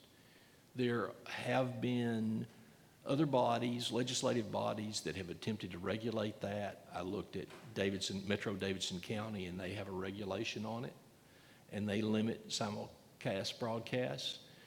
But the question is whether or not a judge anyone's ever challenged that. I'm telling you that anything we do in that arena, you'll vote on it, you'll do it. It can't be to preclude someone in a designated area from reasonably recording by audio and video means. Recording by audio and video means. That's allowable. It may be distasteful to you, you may not like it, but that's legally allowable. What we're dealing with is the simple question of, can they be allowed to simulcast in real time? And the question there raises one also of security precautions. So that's the distinction. I don't want you to misunderstand. I am telling you as your attorney, you cannot stop someone. You can create a designated area, but you cannot stop someone from recording audio or video from that designated area. The Attorney General's opinion is clear on that, as long as it's not disruptive.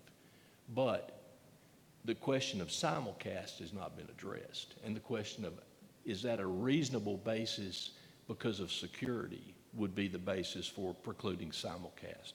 Thank you for your patience. I'm sorry. All right, any other questions on 1983? 1984 is an initial resolution authorizing the issuance of not to exceed $7,500,000 general obligation bonds of Montgomery County, Tennessee. Commissioners, that's on page 104 of your packet. Any questions about 1984? Commissioner Leverett? I'm clear, Mayor. This is us taking out a loan for $7 million? Yeah, well, this is authorizing the issuance of a general obligation bond. So when we say bonds, we mean loans? Correct. So which will mean debt? Correct. This is in regard to the multipurpose event center. And the funding from that, we've outlined where that funding will come from. Okay.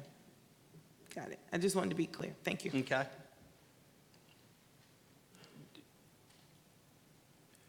$19.85 is a resolution authorizing the issuance of interest-bearing general obligation bond anticipation notes in the aggregate principal amount of not to exceed $7,500,000 of Montgomery County, Tennessee, making provisions for the issuance, sale, and payment of said notes, establishing the terms thereof, and the disposition of proceeds therefrom, and providing for the levy of taxes for the payment of principal of and interest on the notes. Commissioners, that's found on page 107 in your packet. Any questions? Commissioner Beal. Thank you, Mayor. I'm not sure if this is a question for you or for the county attorney or for accounts and budgets, but when I see wording that says, "and which shall be payable from unlimited ad valorem taxes to be levied on all taxable property," what does that mean? I think my response would be that that's typical that you see in a bond, in a bond resolution. That would be my response. Shannon, I don't know if you, Any general, yeah, when you float a bond, it's floated out there in the market and the payment is secured by something. A general obligation bond is secured by your ability to tax. So ad valorem is a phrase for taxing, and so that means you're pledging your taxing authority to pay the bond.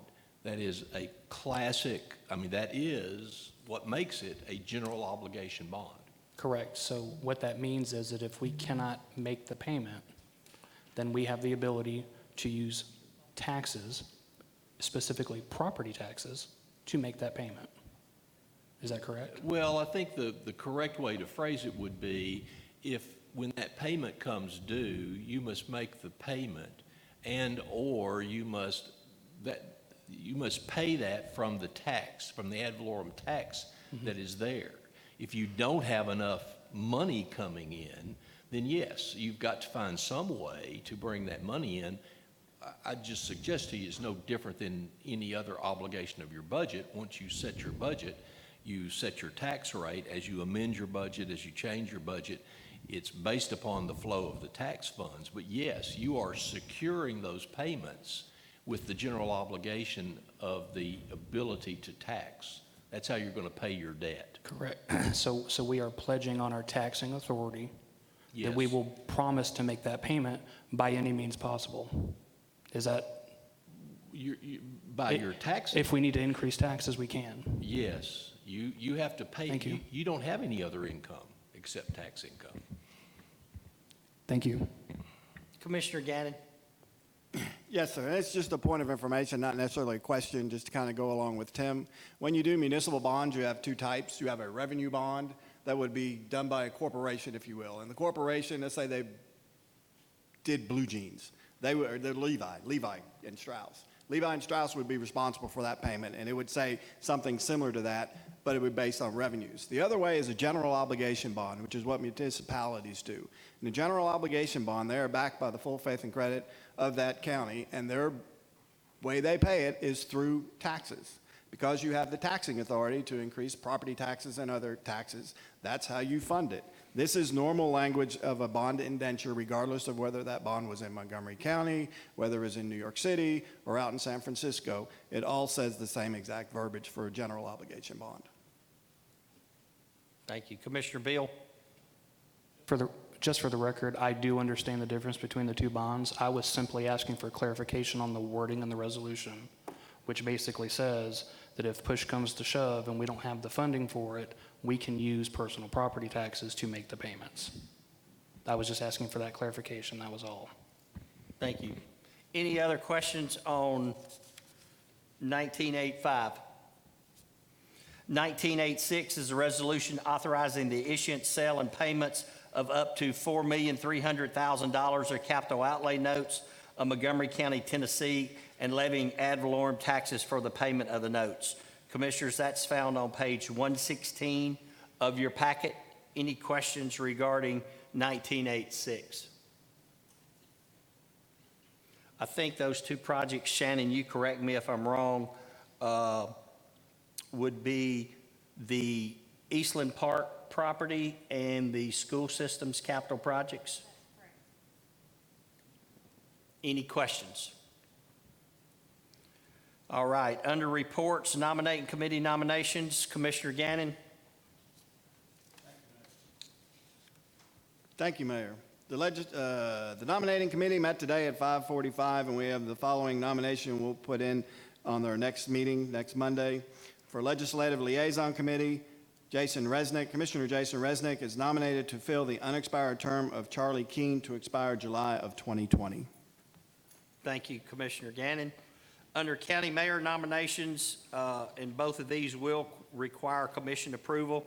Building and Codes Committee, Commissioner Lisa Pritchard nominated to replace Commissioner Leverett. I'm sorry, I didn't look at the thing. Do you have a question? I wanted to be clear with Commissioner Gannon. Okay, yeah. Oh, okay. I'm sorry. I apologize. I didn't look at the screen. Under county mayor nominations, Building and Codes, Commissioner Lisa Pritchard nominated to replace Commissioner Arnold Hodges for a 3-year term to expire August 2022. Commissioner Walker Woodruff nominated to replace Commissioner Garland Johnson for a 3-year term to expire August 2022. Under Library Board, 3-year term, James Marshall is nominated to serve his second 3-year term to expire July 2022. I might add, if that change to the Rules Committee is not approved, then this will come off our agenda. Under County Mayor appointments, Loss Control, Commissioner Lisa Pritchard appointed to replace Commissioner Arnold Hodges for a 2-year term expiring August 2021. Jennifer Hood appointed to replace Tim Swall for a 2-year term to expire August 2021. Commissioner Chris Rasnick has been serving the unexpired term of Monroe Gildersleeve and is reappointed to serve his first 2-year term to expire August 2021. And Commissioner James Lewis has been serving the unexpired term of Ron Sokol and is reappointed to serve his first 2-year term to expire August 2021.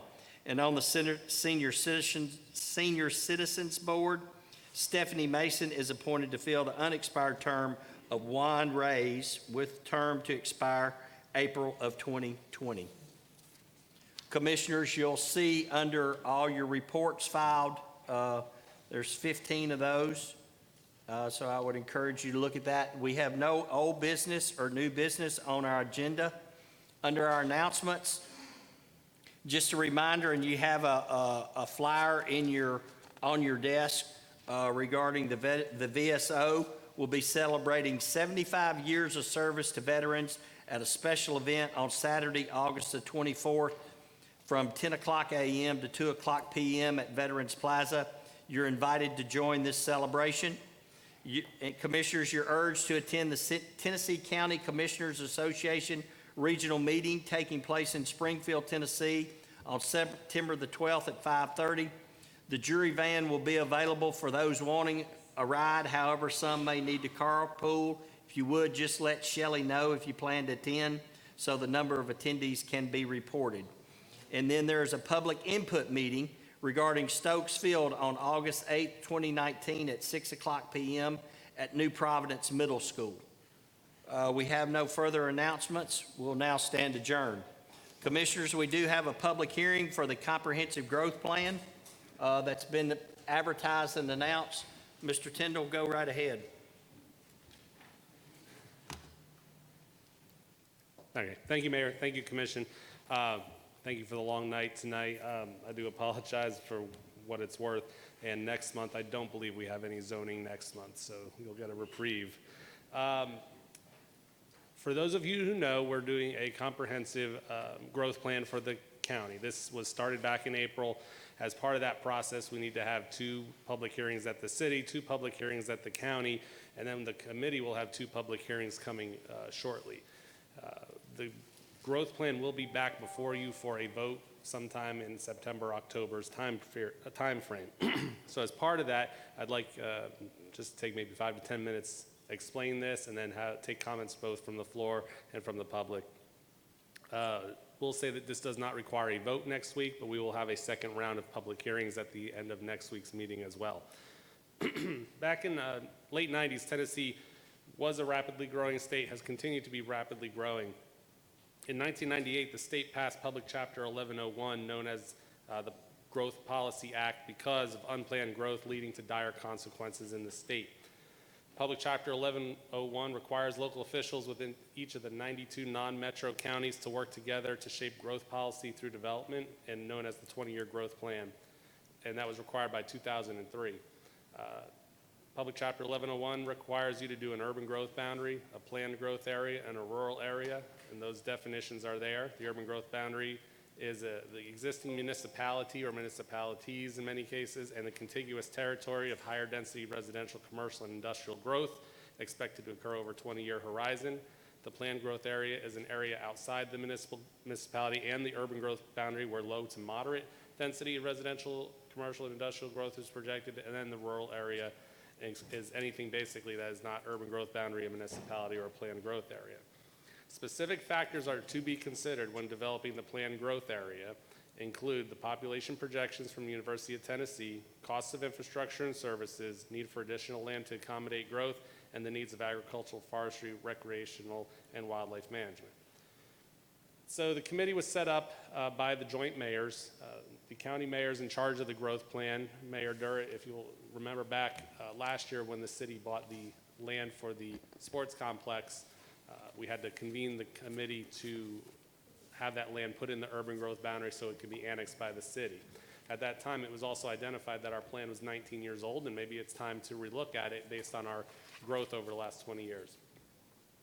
The TCA has a requirement that your growth committee look a certain way. Montgomery County and another county out there, I believe it's Marion, where you have a single city, single county system, we're exempted from having a committee built in a certain way. So the committee for us is basically the Regional Planning Commission and any members that the joint mayors decide to adopt. So back in October of last year, we used just the Regional Planning Commission for just those 600 acres because it was very focused. We have decided through the joint mayors to have a larger committee for this one. We started with a much larger committee. I'll get to that in a second. We have a voting members and then ex officio members. We have 16 total members, 9 of which are the Regional Planning Commission. Our chairman is Commissioner Larry Riccone. The vice chair is Mark Kelly. And then we've also added members from a representative from Clarksville Department of Electricity, Montgomery County School System, Clarksville Gas and Water. Cumberland Electric actually has 1 vote, but they've asked to have 2 members on the committee, 1 for broadband and 1 for electrical. Mr. Truitt from the Economic Development Council, and then 2 county residents. We also have some ex officio members. These members are present, non-voting. We wanted the installation, Fort Campbell, to be part of this. They said they couldn't be voting members, which they originally were. Their JAG told them they couldn't vote on a local matter, so they are now in ex officio advisory roles. Mr. Chris Brown from the Department of Public Works and Mr. Draper, who looks over Sabre Field, so that we can try to protect those areas on the base. Commissioner Joe Smith as another county commissioner, and Council Lady Valerie Guzman from the city.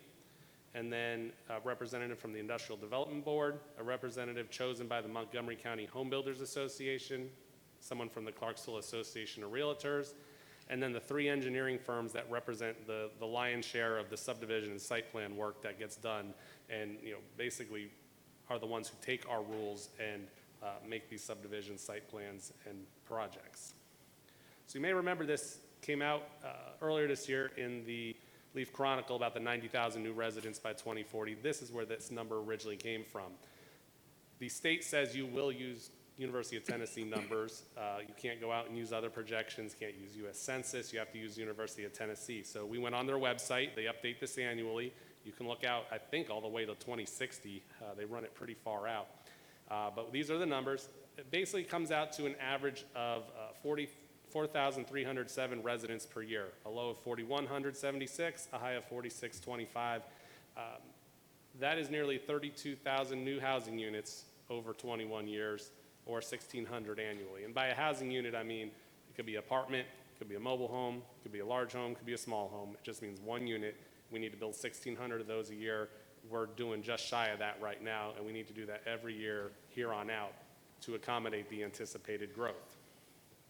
Now, we took a little step further, because once you have that number, then you can start looking at it and analyzing it separately. So we talked to the school system.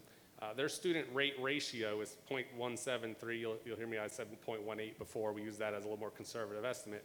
17.3% of everyone in this county goes to a Clarksville, Montgomery County school system schools. Some go to also private schools, some are homeschooled, so that's where you get about 18% of the whole community is in between kindergarten and senior in high school. So it's reasonable to expect another 15,648 students over the next 20 years, and that's why the school board is part of this growth committee. So the planned growth area, this is a required public hearing, and as part of the hearing, the county is responsible for the planned growth area. The city had 2 hearings both last Thursday and the previous Thursday on the urban growth boundary, and the county is responsible for the PGA in the rural area.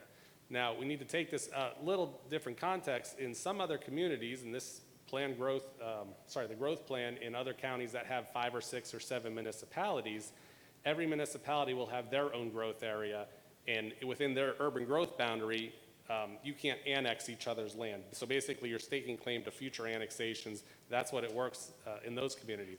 As a single county, single city system here, it operates more as trying to control urban sprawl outside that urban growth boundary, but also provide for future growth outside the city. Back in, and this was a slide I had in the city deck, but I'm not going to really go into it here tonight, but as of 2015, annexation by ordinance was taken away from the city's rights and responsibilities.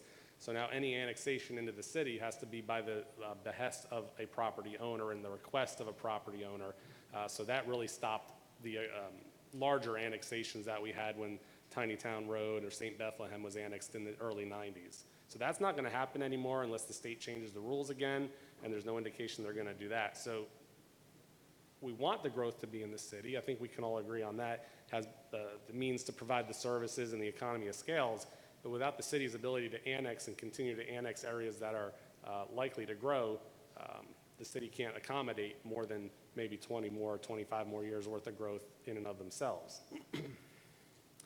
So as part of the plan of service, we have to codify, if you will, the costs of this growth. And I'll get to the map at the end here, and then we'll take comments. But I want to run through these slides very quickly. I've talked to each of these county departments. I did this the same thing for the city the last 2 weeks. And instead of running numbers, which you're dealing with $2019, you're looking out to 2040, we had to do it sort of in what is the operating procedure for this. So the sheriff has a staffing plan, and annually they ask for staffing. And right now they've requested 8 deputies, which they received this fiscal year, and they have a plan to ask for 8 more deputies, 20, 21, and 22. And then at that point, additional deputies will be added based on projected growth. Their growth is based on call volume, conversely to the city police department, which bases it on a 2.1 officers per 1,000 residents. So the sheriff here ties it to their call volume because they don't just respond to only the county, whereas the city responds to just the city. The sheriff assists the city a lot. They do calls for service, evictions, and other stuff throughout the county, not just confined to the unincorporated areas. So they use call volume for that, and they have a measure for that. Similarly for the jail, CTAS completed a study in 2018 showing a shortage in our jail of deputies. The county has brought in some this year, and there's a continued shortage that will be addressed in FY 20, 21, and 22. As far as fire goes, Montgomery County unincorporated areas are covered by 5 volunteer fire departments: Cunningham, Palmyra, Woodlawn, St. Bethlehem, and East Montgomery.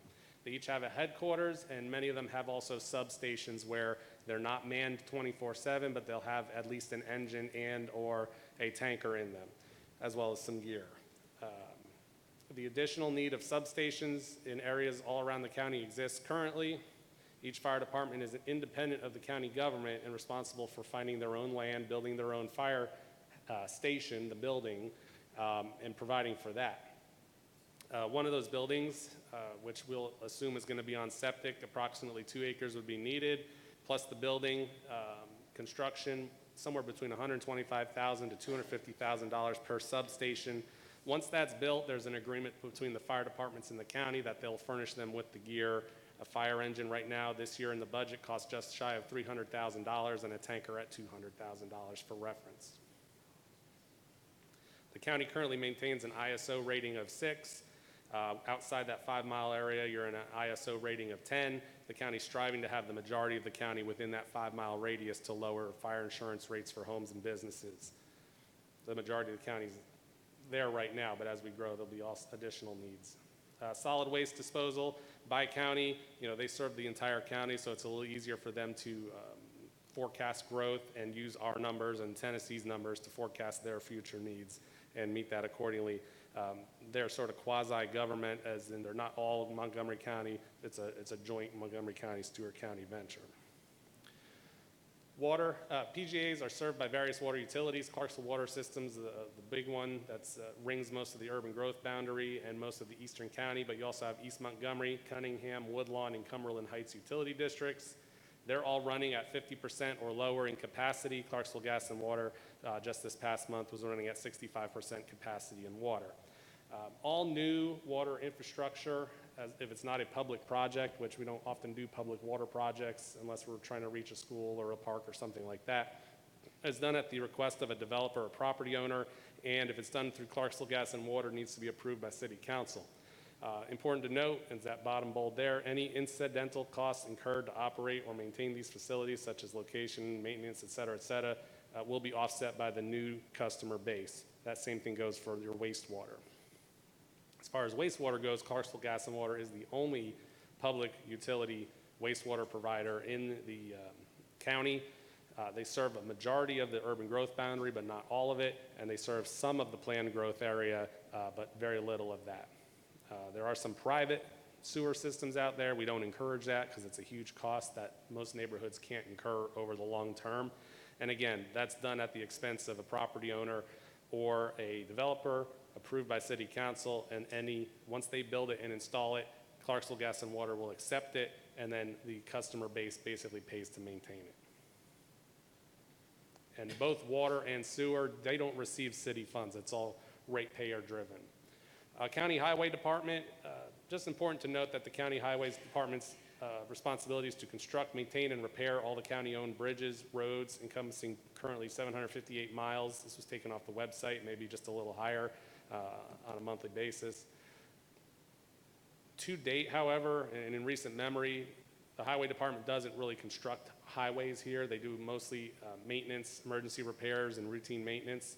So the county isn't right now out there, and I don't believe you've approved a new highway project here in this past budget. Annual tax dollars are set aside for the Highway Department and mostly go toward maintenance. Cumberland Electric, we'll include them in this list even though they're a utility corporation and not part of the county government, but they serve all the properties outside the city limits, and through their ratepayers and planning, they can meet all anticipated growth with their current grid and improvements that are done again at the developer's cost. County building and code inspections. Currently, the County Building and Codes Department this year and last year is running about equal to city. When you talk about permits, they're a pretty busy organization right now, and I believe they got added a staff member this year, but any of those costs, if it gets busier, which as you saw those numbers, we're still planning between 4,100, 4,600 individuals per year. So the amount of homes we're building really aren't going to increase, but maybe 100, 150 a year should be absorbed within the departments if possible. Planning and zoning, the Regional Planning Commission, we operate looking at both the city and the county, so all of our future growth is forecasted through one organization, and therefore we take in all growth within the city and the county, and whether our needs are in the future to add staff or change responsibilities are built in there. We also have a 4-year plan that we update every January that kind of looks out at our staffing and project needs the next 4 years. That helps us budget. Parks and Rec, fairly new department here in the county, and Parks and Rec projects are evaluated on a case-by-case basis against funding resources available as seen in this most recent budget cycle. Transit services, Clarksville Transit does not operate outside the city limits at this time. However, Mid-Cumberland Public Transit provides public transit through all 12 Middle Tennessee counties with public and private financing to provide that curb-to-curb transportation system. And then as far as the schools go, the school system produces a 10-year facilities construction plan. It's available on the internet if you want to see it under their website. This addresses future facility needs based on growth factors such as subdivisions, permits, and rezoning. They visit our office every fall. They take a school census on the 40th day every year, which they find to be the highest capacity of every school is around the 40th day. And then they come to our office and we sit down for a day and talk about what we've seen the past year, what they're seeing, and they project out the next 10 years. So it's a constantly 10-year rolling look out into the future for facilities needs. Funding these facilities is achieved through a combination of county commission appropriations, adequate facilities taxes, and wheels taxes. Just give you a timeline. I mentioned earlier we began this in April. TCA is very specific that we have 6 months to complete this project. It's been a very swift 6 months. I'm kind of glad it's there because we can't procrastinate on this. We've been meeting approximately every 3 to 4 weeks as the committee. We had introductions in April 29th. May 30th, we talked about the urban growth boundaries. We talked about the planned growth areas on June 24th. We had a utility day on July 18th where all the water utilities, Cumberland Electric and CDE, were able to come out and discuss that. Our next meeting is going to be August 13th, 10 a.m., Civic Hall. These have all been announced, advertised, have all been open to the public. We're going to have public safety and school days where the sheriff, EMA, EMS, and the school system will have tables to discuss their needs versus the maps that are being proposed. By mid-September to late September, we'll have our final meeting before the public hearing to go over any final additions by the committee and present the the final draft in the map. And then we'll have public hearings, which we'll need 2 of them. We're going to look to do one in the North County, one in the South County, required public hearings before taking it back to the city and the county for ratification. So this is the map that's been developed with RPC staff and input from the committee. These maps have changed basically on a monthly basis as we learn a little more, have very lively discussions, talk about the needs, the availability of land, the availability of infrastructure, availability of water and sewer, and where the community over the next 20 to 21 years is desiring to go. I'll show you 2 different maps. Again, this was the map that the city looked at. We highlighted the urban growth boundary there. I don't think it does show up a little lighter in blue as the planned growth area. And I bring this map in because, again, per TCA, the county's role is to look at the planned growth area and the rural area. And in blue is the planned growth area, and the green is the rural area. What does that mean? A planned growth area is an area that you can rezone your property to R1, E1A, E1, or agriculture, as well as all the commercial zones and all the industrial zones.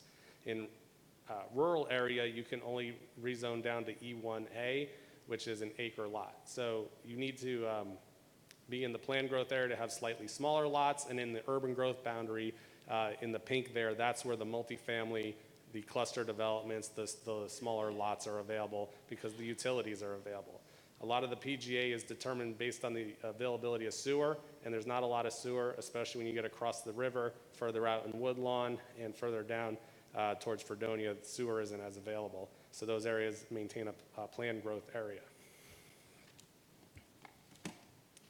Just like to, we ran some numbers today because I know these questions might come up.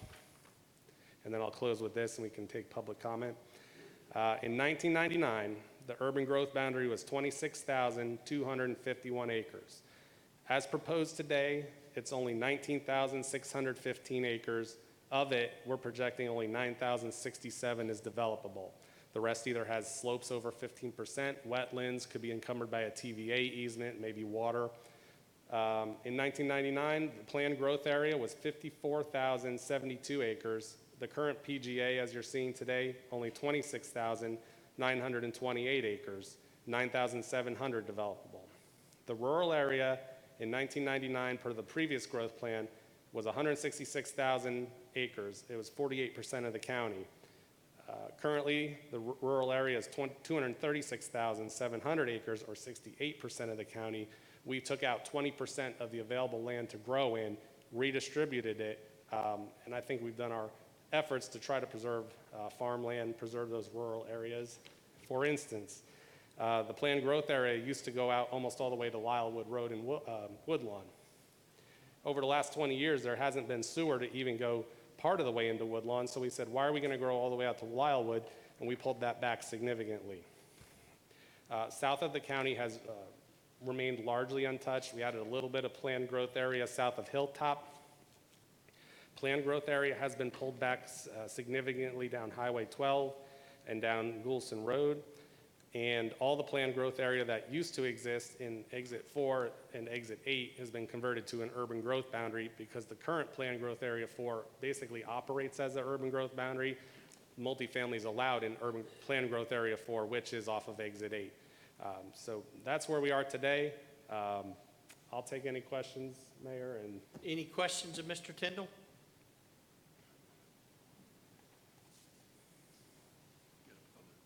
Do you have a, yes, ma'am, you have a question?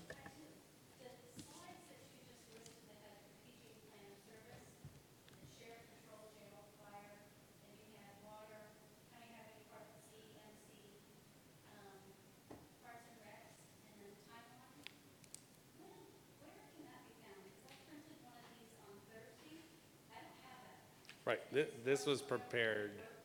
This was prepared as of today. We can get this on our website tomorrow.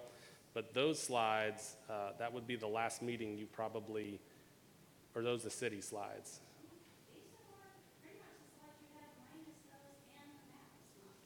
Right, that was probably the city slide deck from last week. It's slightly different because the city has different services and different maps, and the county votes on different maps. It's the same map, but a different area of the map. It is in the same growth plan rewrite. If you go there by noon tomorrow, I can make sure they're on there. Yeah. And that's why I think we have 2 public hearings. We'll have it this week and we'll have it next week. And what's the deadline to finalize what they're going to put out and what people can actually look at? So that we have an opportunity to actually study, view, understand what it is? Sure, we've been doing this since April 29th. All these meetings have been public. We have 6 months from April 29th to have this submitted to the city and the county for their consideration. The growth committee, which is those 16, 17 people I showed you earlier, will have public hearings, 2 of them. We'll publish 15 days ahead of time. I know Jimmy's going to have an article in the Leaf Chronicle for sure on this. We post everything on Facebook. Everything's on our website. Everything's on the city, county websites. And we try to be out there and make sure that everyone is aware of where these meetings are. The meetings will be much more casual than this. We'll have maps up front. The staff will be here. The committee will be, maybe not here, at a place like Civic Hall we've been using. Public will be able to come for 1 or 2 hours, ask their questions. We'll have comment sheets. You can ask questions of staff, questions of the commissioners that are there. This is a full process. And then once that's done, it'll come to city and county for a public hearing, vote, and eventual ratification. So once that's done, when it comes to the city and county, that will be when we work very hard and have put together when we're ready for it.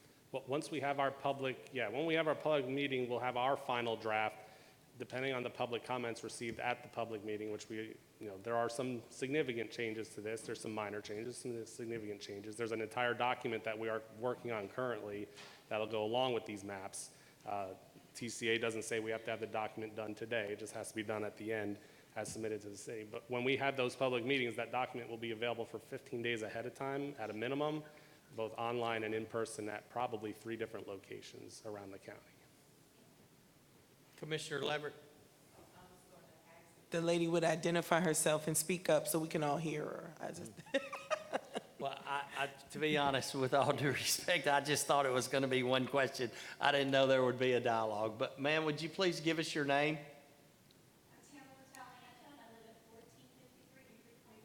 Thank you. Any other public comments?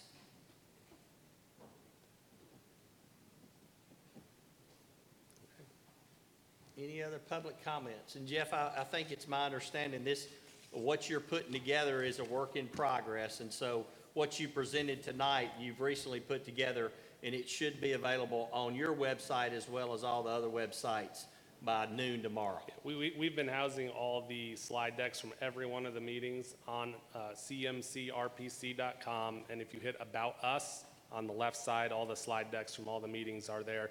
Watch the dates. Just make sure you're looking at the most recent slide deck, because the maps have changed every meeting due to discussions that are being taking Thank you. place. Any other public comment?